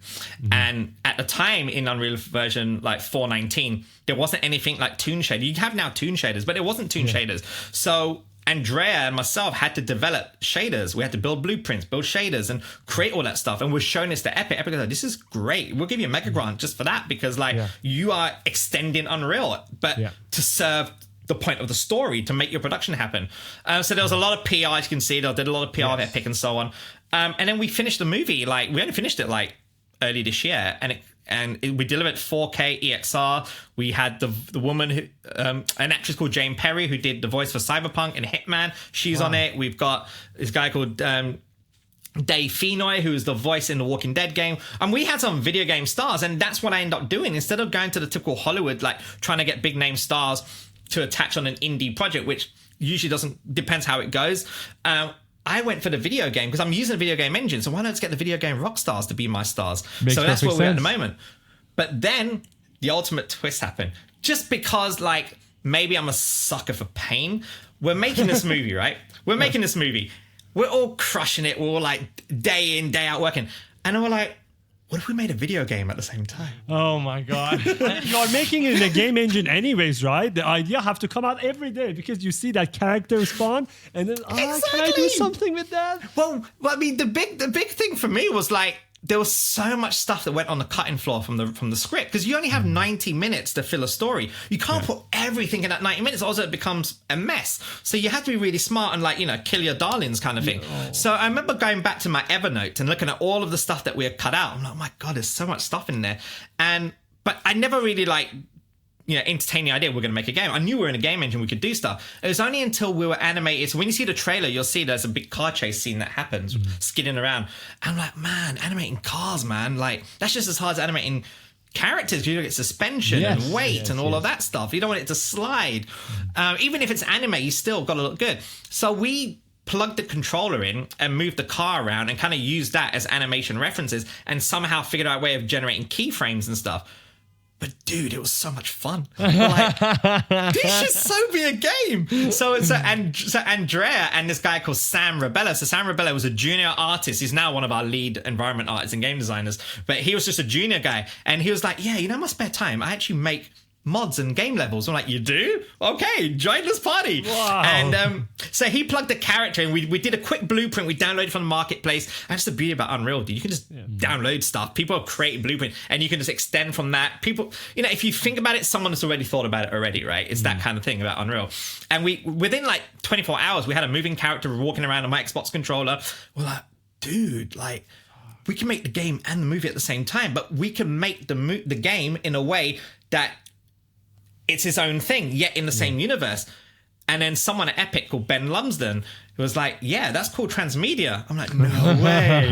We're a transmedia company. And that's how we got to where we are today. This is before UeFN, right? This is before they announced Way before UeFN. Okay. Oh, okay. yeah. Okay, you know what? Sorry, go ahead. I have 200 questions. I have Where about do you want to- 555 questions popped out of the entire subject. I'll go first because one of the questions he answered it already. I just want to expand on Go that, ahead, yeah? go ahead. So one thing I'm you dying mentioned- right here, but go ahead. No, one thing you mentioned about when you open Unreal for the first time, because a lot of people have asked us, how do we start learning Unreal? It can be overwhelming. There are so many things. And you pointed out at something really, really significant where you wrote down a list of the items you wanted to achieve, and you only started with that, and then started. Simple list. 4 things. Bring in, move in the camera, import assets, render out a sequence. Simple things. Yeah. So is that your go-to tip for someone who wants to learn Unreal Engine? Yes, and every person has a different list. So if you are a production designer, then you just want to bring in a Google SketchUp or a CAD file in, and you want to be able just to render out certain frames, right? That's a production design. So you don't need to know about rendering out sequences. You don't even need to know about cinematography. You just want to be able to like just see your angles and make decisions based on real-time measurements. If you are a cinematographer, then you want to know, how do I attach an iPad onto the camera rig, and how do I adjust focus? How do I adjust lighting, right?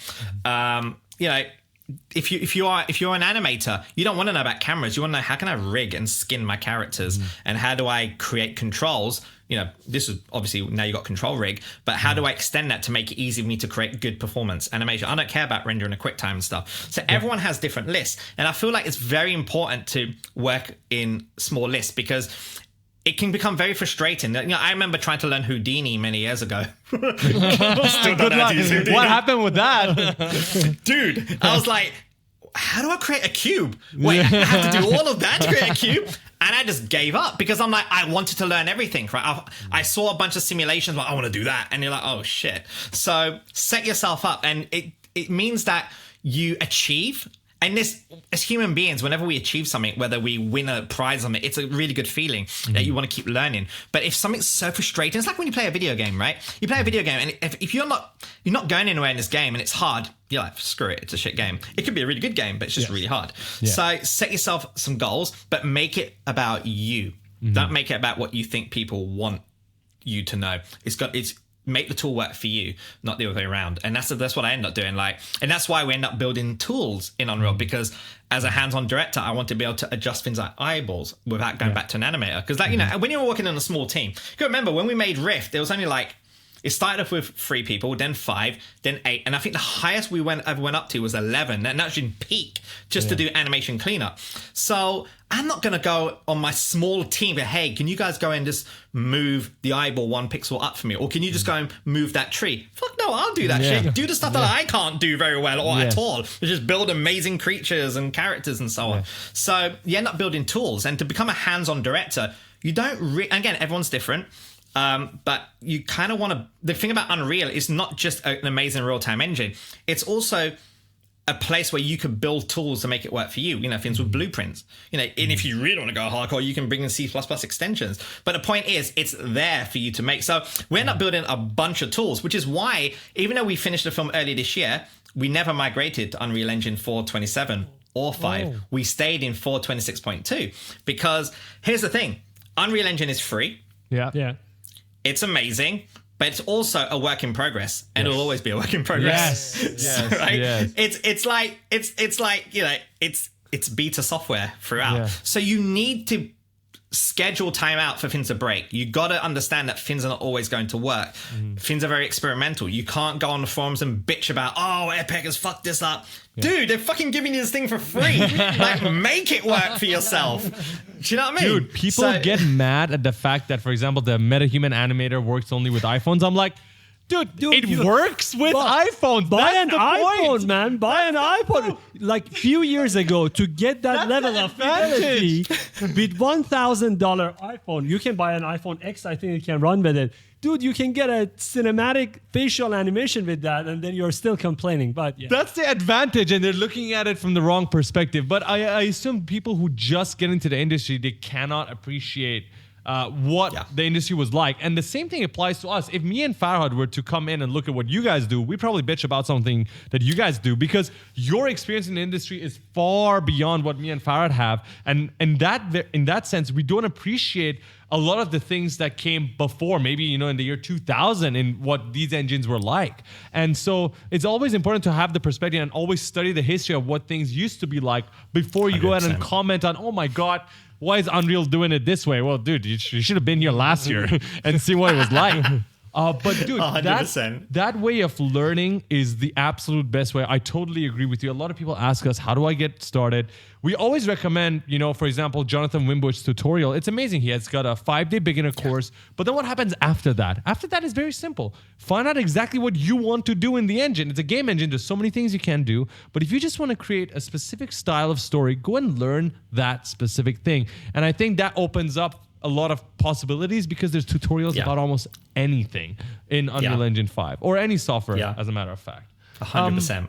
HaZ, I want to talk about another thing, which is, Unreal Engine being the tool. And I'll need to describe something for everybody watching and listening right now. And that is the reason why people start using Unreal Engine is different. For example, for me and Farhad, it's about limitations. For me and Farhad, we never had access to actors like you did or writers. We never had that experience. And for us, that limitation, gave us the idea of using Unreal Engine 5 because, hey, now if I need a girl actress, I can just make a meta-human. Call our friend, scan her. Okay, meta-human in our documentary. Boom, that limitation allowed us to use Unreal Engine 5. For you, it was you as a director wanted to be more hands-on. You wanted more control. You wanted to move the light yourself. You wanted to move the camera yourself. You wanted more power. And not because you were selfish, because you needed to get in there and communicate your vision to everybody else. And Unreal Engine 5 was that tool. But at the end of the day, the reason why Unreal Engine 5 is becoming bigger and bigger, more popular,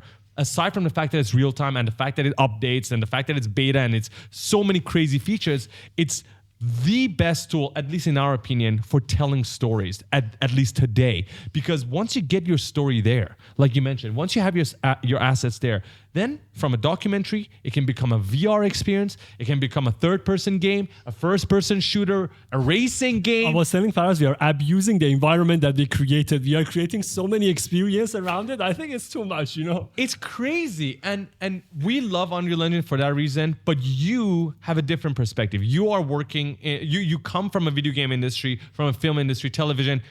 Why do you think Unreal Engine is the tool? And why do you think it's being more and more utilized in the industry that you're in specifically? I mean, without sounding cliched, it really reflects on the word democratization. It really is democratizing every element. Like, to do a pitch back in the day, right? To do a pitch back in the day, if you're pitching to a big studio, a big science fiction movie, right? Because sci-fi is very creative and stuff.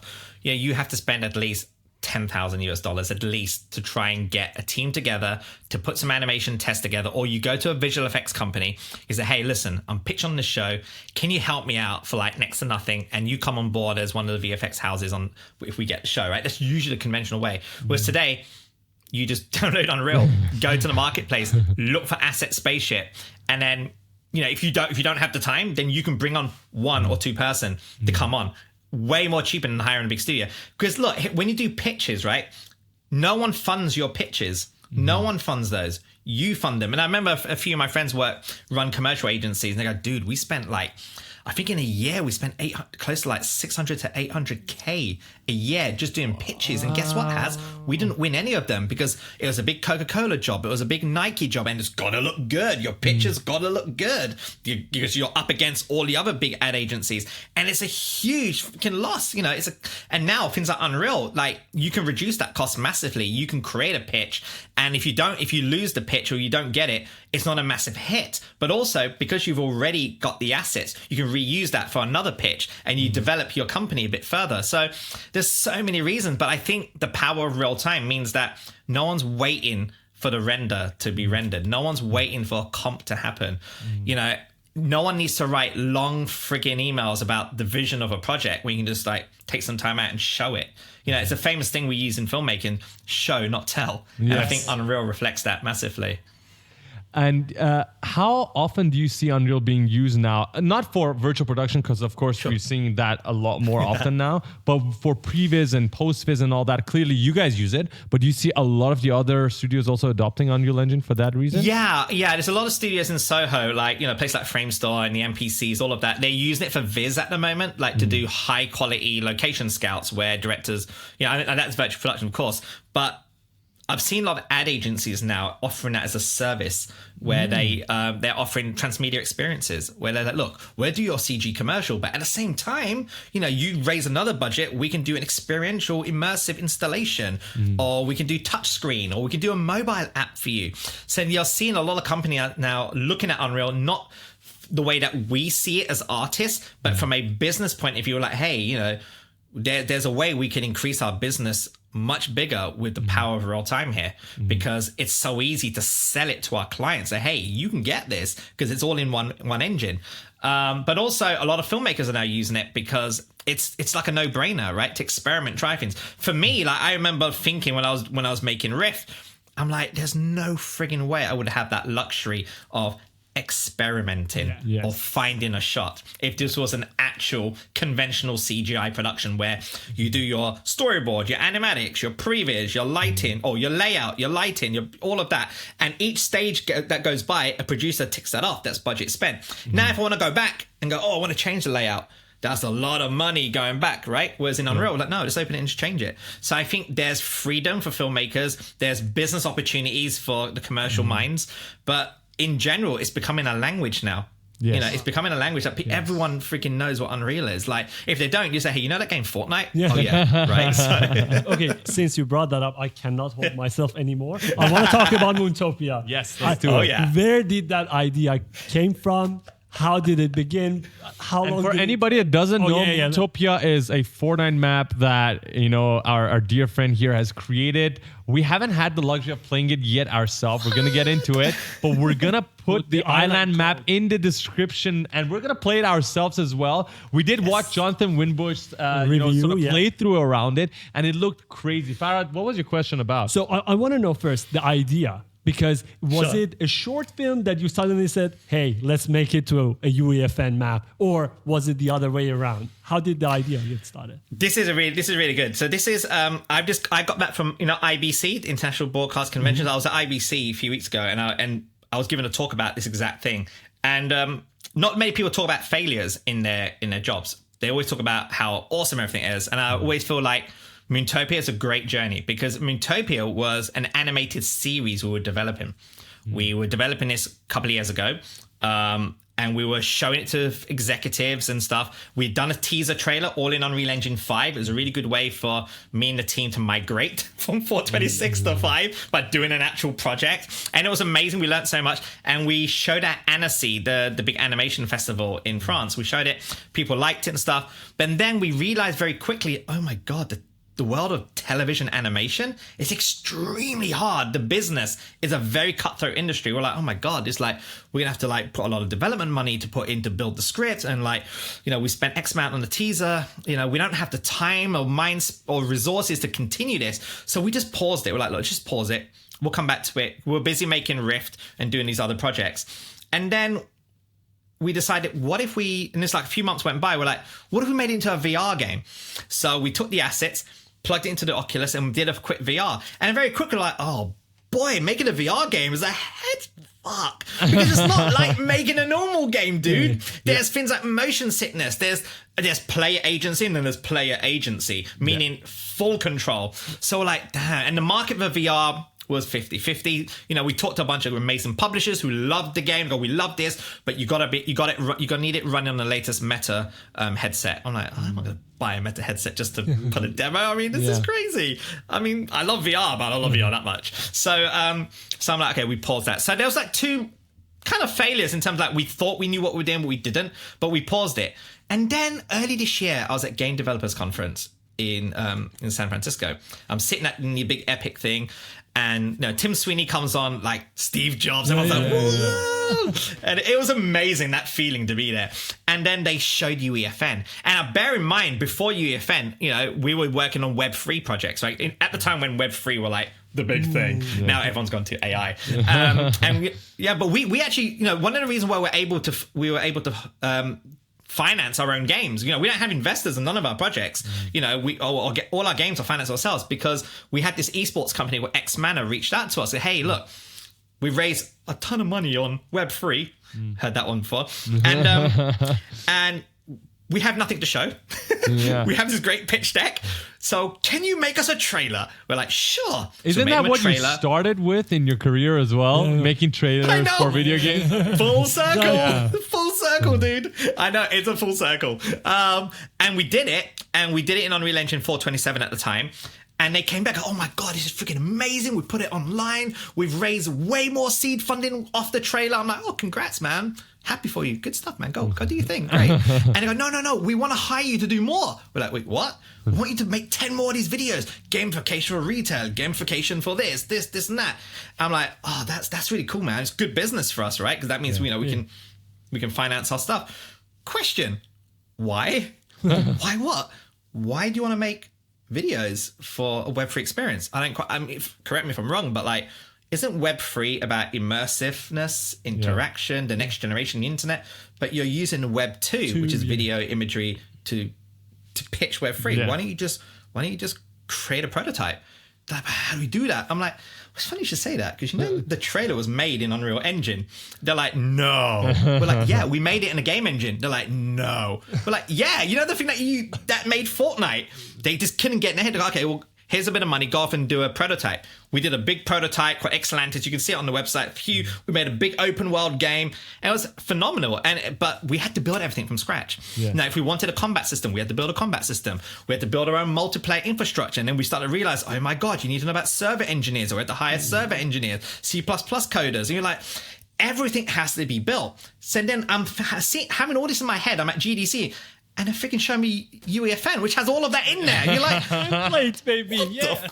Fuck. What? So I'm sitting there thinking, and I'm on the way back on the plane, and I'm emailing the guys pictures from GDC. Suckers, look where I am, kind of thing. And then I'm like, guys, I just seen this UeFN thing. I think we should do something. They're like, yeah, but it's a Fortnite game. What can we do? Then I was on the plane going through when you just go through your laptop, clearing your desktop, and like you do on your phone, clearing all your photos. And I saw the trailer. I was looking at the teaser trailer for Moontopia. I'm like, wait, this is gonna die. This project, it's gonna gather dust. Yet we built it in Unreal Engine 5. We need to build original IP to do something in UeFN. Because I didn't want to just do a quick map. I wanted to, as a company, we want to be ones that are known for storytelling, right? Premium your level own storytelling. assets, your own story, 100%. So I'm like, what if we took everything we did in Moontopia and hit that migrate button into UeFN? And so I didn't tell anyone this. I didn't want to burden my team. And that's the thing, when you grow a company, as you get bigger, doing these quick side projects with people costs money. When you have an artist that's on your payroll, that's ka-ching, that's money. So I'm like, I'm not gonna bug them because they're busy on the projects. I'm just in my spare time, what spare time? I'm just gonna put together some tests. And I started doing these tests, and I built together a really rough map. It was playable, it had some really cool stuff, but it isn't as good as what you see it today.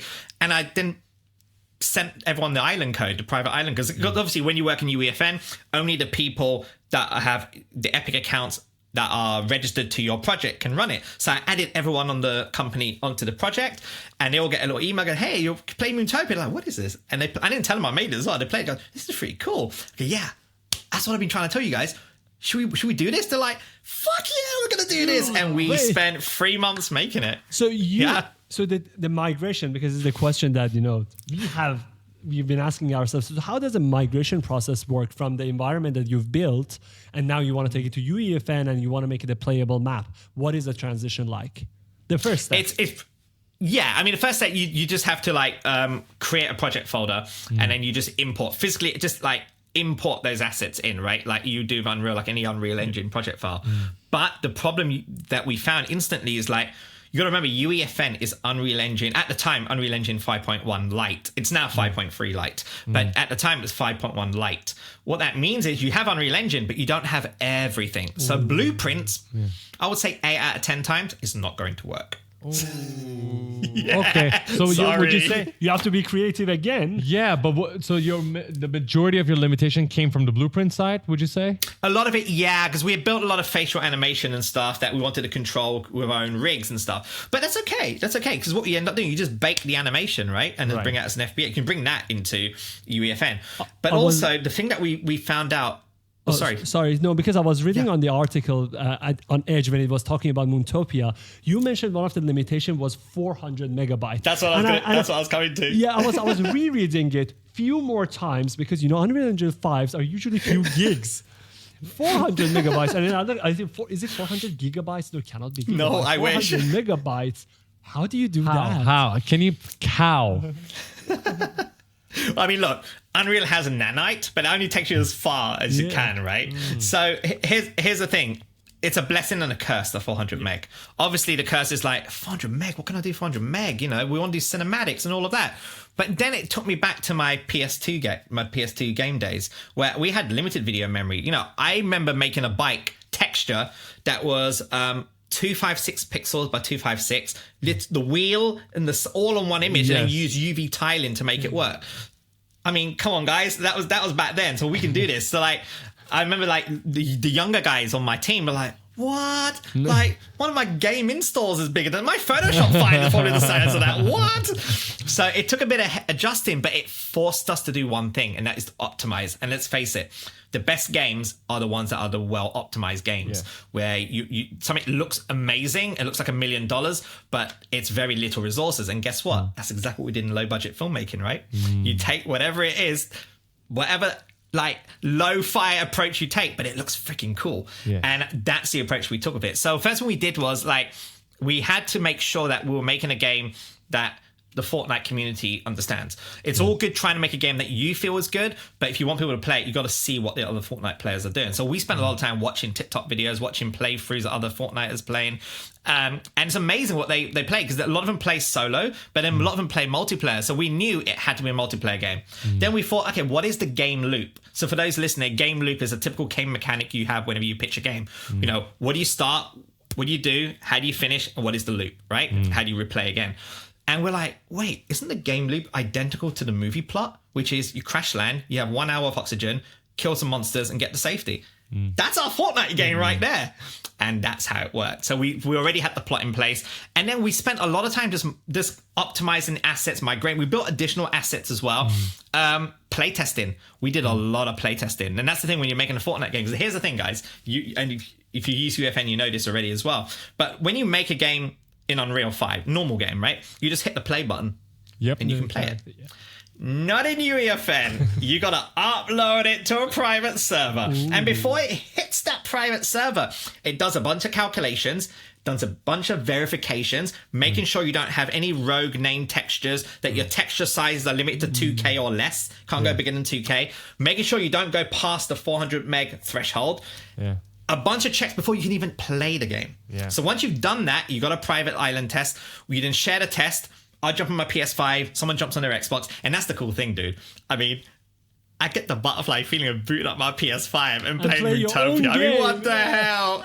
That's crazy. That is the main reason why we were so attracted to the concept of you taking a story that you made for a short, for whatever, and then transforming that into a Fortnite What was experience. it called? Transmedia? Yeah, Transmedia. Transmedia. I like that word now. Keep So using it. it clearly is a new medium of telling stories, right? What you did with Moontopia. What is the future for that? You guys are constantly updating it. Are you planning to make it still a short? This was like the first part. What is the idea now that you've already created the map? Sure. In fact, I had the same conversation with Epic a few weeks ago, actually. They're like, what are you doing in Moontopia? The thing that we decided, well, collectively as a team, was we didn't want to just make a level. We wanted to make Moontopia as a game IP that is going to grow inside the Fortnite community. And guys, I haven't even told you the other thing about UeFN is that you can monetize as well. That was another question we had, and we're gonna come to as well. I mean, it's a business. Yeah. It's 40%. I think the revenue is 40% shared in a pool, and it's based on shared in a pool. Yeah, and it's based on two categories, right? Popularity, and retention. also retention. Player retention, exactly. So what I do is like every day I'll go into my creator portal, log in, and you see the graphs how it's doing. Now, it's kind of like YouTube algorithm in a way, where the more people play it, the longer someone stays in the island, the better. And then somehow the algorithm gives you some cash. So I think we made something like $300 so far we've made, which isn't much at the moment, but that's okay because it's all been organic, right? Right. So the plan is, what we want to do is we've released this first. We're doing another update, which spoiler alert, you're going to see it. Epic's going to announce it. So it's going to be via an Epic Spotlight, hopefully. So we're in the talks on that. It's also going to go on the Epic Fortnite front page as well. That helps a lot. And you got to remember, everything that's been done in UeFN at the moment is like experimental. So I think there's only been 2 companies so far that I know of that has actually created an actual product. Like when I say a game product, not like a quick level that you play, like an IP with story assets and all with that. Cinematics. Yeah, we have cinematics at the start of our game. We have a I saw cinematic playing. 100%. We did all of that. But also it grows, and we want the players to grow it. So like, for example, like a game like Cyberpunk, right? When Cyberpunk first came out riddled with bugs. Now Cyberpunk is like one of the best games to play. And they've ironed out all the bugs because the community really dived in to help curate that game with the developers. We kind of want that. So we've got ideas for the game, dude, where we're going to have space elevators. We're going to go underneath the moon. We're going to have whole new alien life form there. We're going to have puzzle games, not just going to have shoot 'em up games. We're going to have elements of STEM, which is the science education elements to about the moon and climate change, all of that stuff. And listen, that's actually one of the, I would say, the advantages. And let me know if you agree with me here, because, for DLCs with normal video games, it's hard to bring back a player. I mean, Cyberpunk did a great job, and probably for a couple of different reasons. One, because it was one of the first games in that specific genre that really nailed that genre. Yeah. Plus, I mean, the track record they had from the previous games, and just the level of excitement people have for Keanu Reeves, of course. That's another reason why. But generally speaking, people are interested in the graphics. They're always trying to up that level. But bringing players back to a game that was riddled with bugs is not easy. Bringing people back to a game where at first, like you mentioned, you're just trying to grow it organically is not easy. But the advantage you have with UeFN is your players are always in Fortnite. Like they haven't left. So all you have to do is constantly update it until a point where enough people will see it. So how long do you plan to update the game for? So when you make a game, when do you decide to stop? You know what? That's where the game ends. Because with other games, you have a story and it ends. Right? With here, if you keep getting played, you're like, fuck, do I keep making Moontopia better and better for 5 to 10 years? Well, I mean, the plan has always been that, first off, we launch it and look at the metrics and see how the metrics are doing. Right now, it's not the best idea to look at metrics because obviously of all the stuff that's happening at Epic at the moment, the focus isn't solely on UeFN. But the plan is like, we've got partnerships with Razer. So Razer, one of our partnerships that come on, and it's a strategic partnership because obviously when I was in South Korea, hanging out with my buddy Jonathan Wimbush, we noticed everyone wearing Razer headsets and stuff. So obviously Razer, one of my first tech sponsors, we have a lot of love. So I went to, hey, look, man, we're doing Moontopia. Yeah, we're in. I'm like, no, I'm going to pitch what we're going to do. We're in. Okay, done. Awesome. So we're going to do a big event at the Razer store in London all about Moontopia, and it helps Razer sell more hardware. It helps us get more eyeballs. And the interesting thing is, and guys, I forgot to mention this, like all the things I'm telling you, I can't believe I didn't tell you this, but I made the game demo for Rift, right? I was making the game. Yes. But we actually made it into an actual playable demo called Max Beyond. And it's actually signed with Xbox, Idea Xbox. Wow. So we have Xbox console dev kits here. So making a game for a console is extremely hard. But then you look at UeFN and how easy we're able to update, like on all consoles. But the thing is when you're making a game for Xbox, the business model is you raise the finance, you get publishing finance, X amount, how much it costs, and then you got to sell it at $29.99, $39.99, so on. So there's a lot of advertising and convincing to get people to part with money to play a game. Fortnite is free. Wow. Everyone loves free shit. Yeah. And they're gonna play if they don't know about it, they're at least gonna spend 5 minutes just to say, okay, I'm gonna shut you up, HaZ, I'm gonna play it because it's free. It doesn't cost me anything, right? Yes. All of that generates into eyeballs. All these eyeballs generate metrics. All these metrics generates revenue. And for developers like us who needs constant revenue stream to keep making content, it doesn't get more motivating to keep making Moontopia get bigger and bigger because of that. What do you think the future for UeFN is like? Because we checked out a statistic on some of the top maps and how much money they generate. Do you have an idea what those numbers are? I mean, I'm sure. I mean, you've already made a Moontopia, so you probably have looked at those numbers. If you know them, at least a ballpark, do you mind sharing what some of those revenues are like? And I want people to hear it from you if you're aware of those numbers. No, sure. I mean, a lot of it is just based on stuff that you've seen as well. Like, I did some research, and some people have made from 50K to 300K. Yeah. Some have made close to 1 million very easily. I know, it's crazy. And the maps are not gorgeous looking, but the thing about it is they're freaking addictive. Yes. They're so addictive. And that's the point, right? That's where you got to realize your audience is originally when we made Moontopia, we had this 2-minute cinematic sequence. It looked gorgeous. It was amazing. And then we looked at what Fortnite game was doing, hitting the skip button. We're shit. Yeah. So we shortened it down. And now, we use the level design and the game design to tell the story as opposed to relying on long, drawn-out cinematics. Fun fact, and you guys are the first to hear this, by the way, okay? Sure. All right, this is exclusive for you guys. So when we released Moontopia, and then we chatted to Epic, and Epic were looking up, to help promote it and, help give us a push a little bit. They have to run it through what you call ERSB, the ratings for ratings for games. And that's the difference between making something in Unreal Engine 5 and making something in UeFN.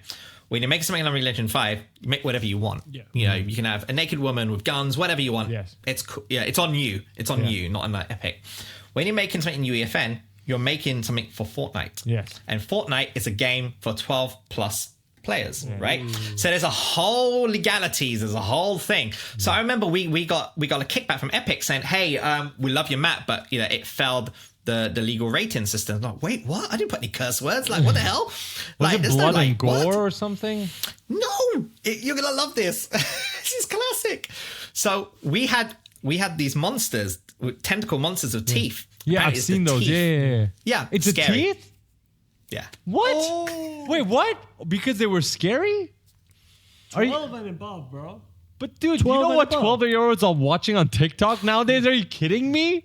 I know, but it is what it is what it is. And the thing is, though, you got to understand a place like Epic, they're responsible for gamers and all the other things that they're trying so well at doing, like anti-cheat, anti-bullying, and anything like that. They'll rather quash it. Now, Epic being this amazing company, they never once tell you to change your stuff. They say, hey, listen, it just failed. You had those teeth. And the other one was we had these floating astronauts. So in the game, you have to go around and rescue the astronauts who are tethered by these alien tethers. But they were just unconscious floating around. They're like, oh man, dead astronauts. We just can't have death. Yeah. I'm like, but we go blasting aliens, right?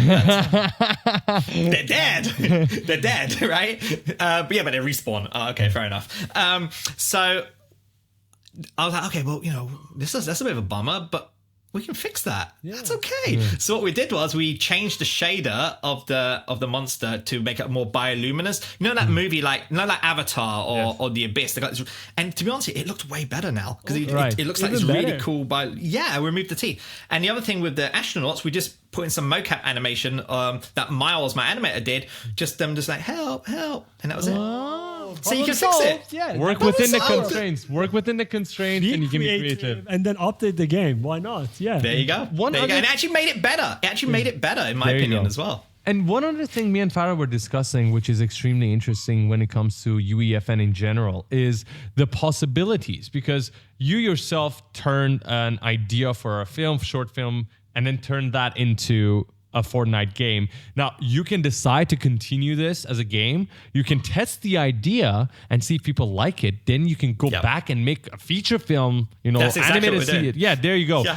So do you think this is going to become a new medium of storytelling for people to come and test their game? Hey, I want to make a AAA title game. I don't know if people are going to like the story. Correct. Why don't I just make a Fortnite map? I don't have to do all of the things I had to do if I made it in Unreal Engine, which is already fast. But again, you have to go through all the trouble of, marketing it yourself. Well, now you have the advantages of having millions of players. So you have to package the game. There you go. So do you think the game as well? Do you think this is going to become a new medium and more people are going to jump on this train of just creating within Fortnite to test ideas? I think so. I mean, we're already seeing a lot of advertising agencies using it as a way to advertise their clients' brands, right? I think I read somewhere about mayonnaise. The mayonnaise company used Fortnite to create a mayonnaise game with just loads of like mayonnaise flowing everywhere. I know. I mean, it could come out kind of interesting messaging there, but there was just mayonnaise everywhere. But the point is, people did that not fail the rating at someone? Like, I'm just questioning that. You think, right? I mean, they must have had like blatant mayonnaise written on it or something.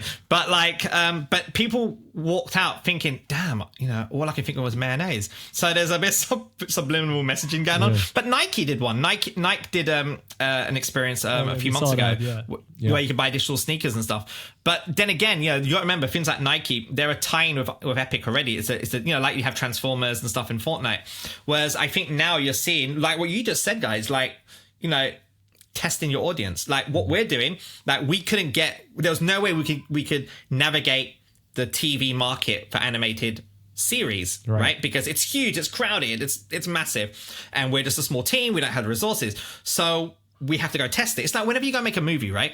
And they say, who's in your movie? And if you go, I've got this actor, great, this actor and this actor brings X amount of value, I'll give you money to make the film, so I know I'm going to get a return on investment. If you get some unknown actor, no matter how talented they are, I'm not sure it's going to make money. That's why we have stars, right? And it's the same thing with video games. Like, the stars in our games or in any of the games is the audience. The players, the gamers, they're the audience. They're the ones to decide whether your game gets made and whether it gets the traction. So it's definitely a good way. And we learned so much when we released the first version of Moontopia July the 28th. And within 24 hours, people were posting, oh my, this looks really cool. This worked. Wow. Oh, I'm really stuck on this.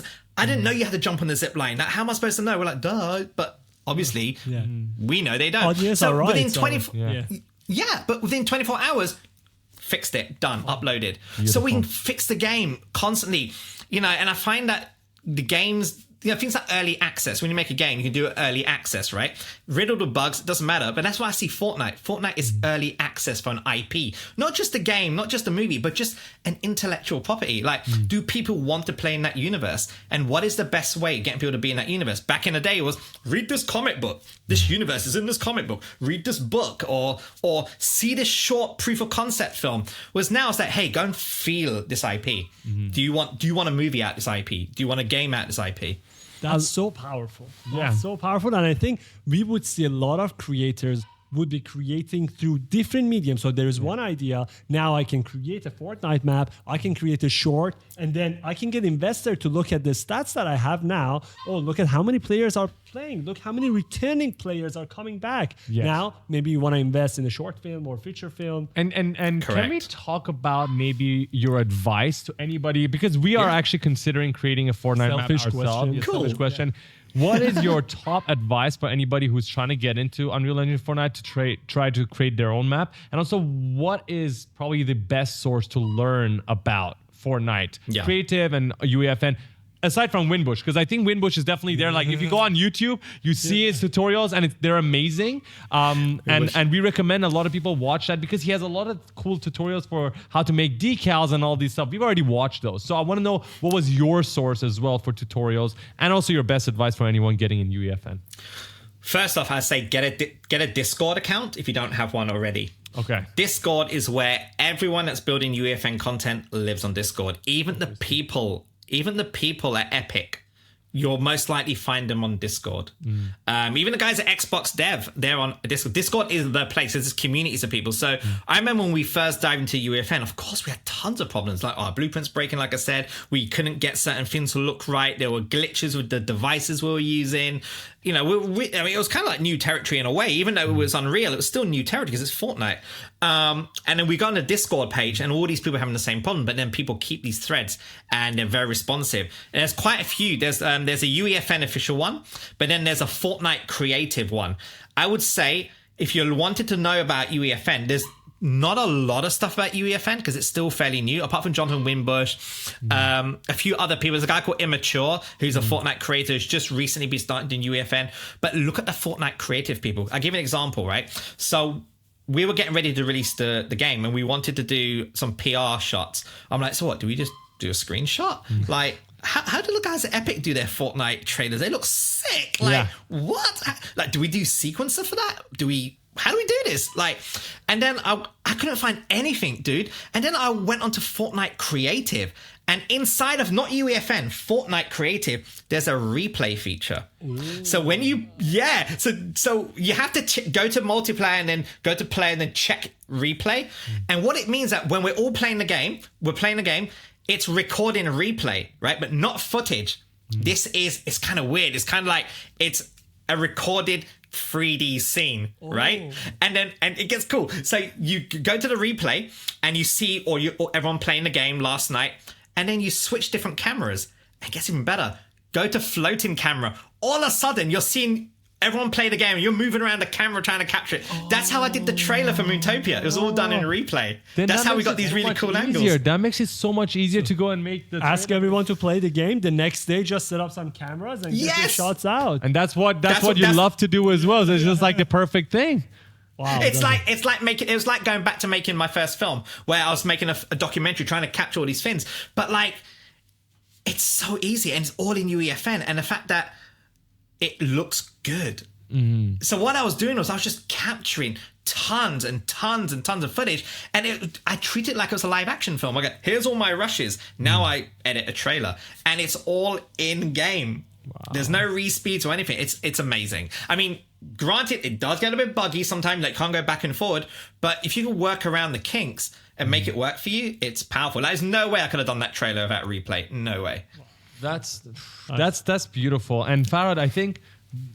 I mean, I asked all my UeFN questions. I asked, and I think, selfishly, when we started this podcast, I knew that we were gonna go way past that 1 hour. Yeah, of course, and I'm okay with that because it's just so much knowledge and so much information that is useful, not just for us, but a lot of people listening and watching. Because we covered so many topics, right? Yes. Filmmaking, Unreal Engine, Fortnite. These all each deserve one episode on its own. Yes, we try to summarize Just break into a mini-series, guys. This is a mini-series. It could potentially work like that. But I guess what I want to sort of end it with, in terms of a conclusion, right, is first of all, I want to know what is coming from you and HaZimation in general in the upcoming weeks, upcoming months, because you guys clearly work on a lot of things, a ton of exciting stuff.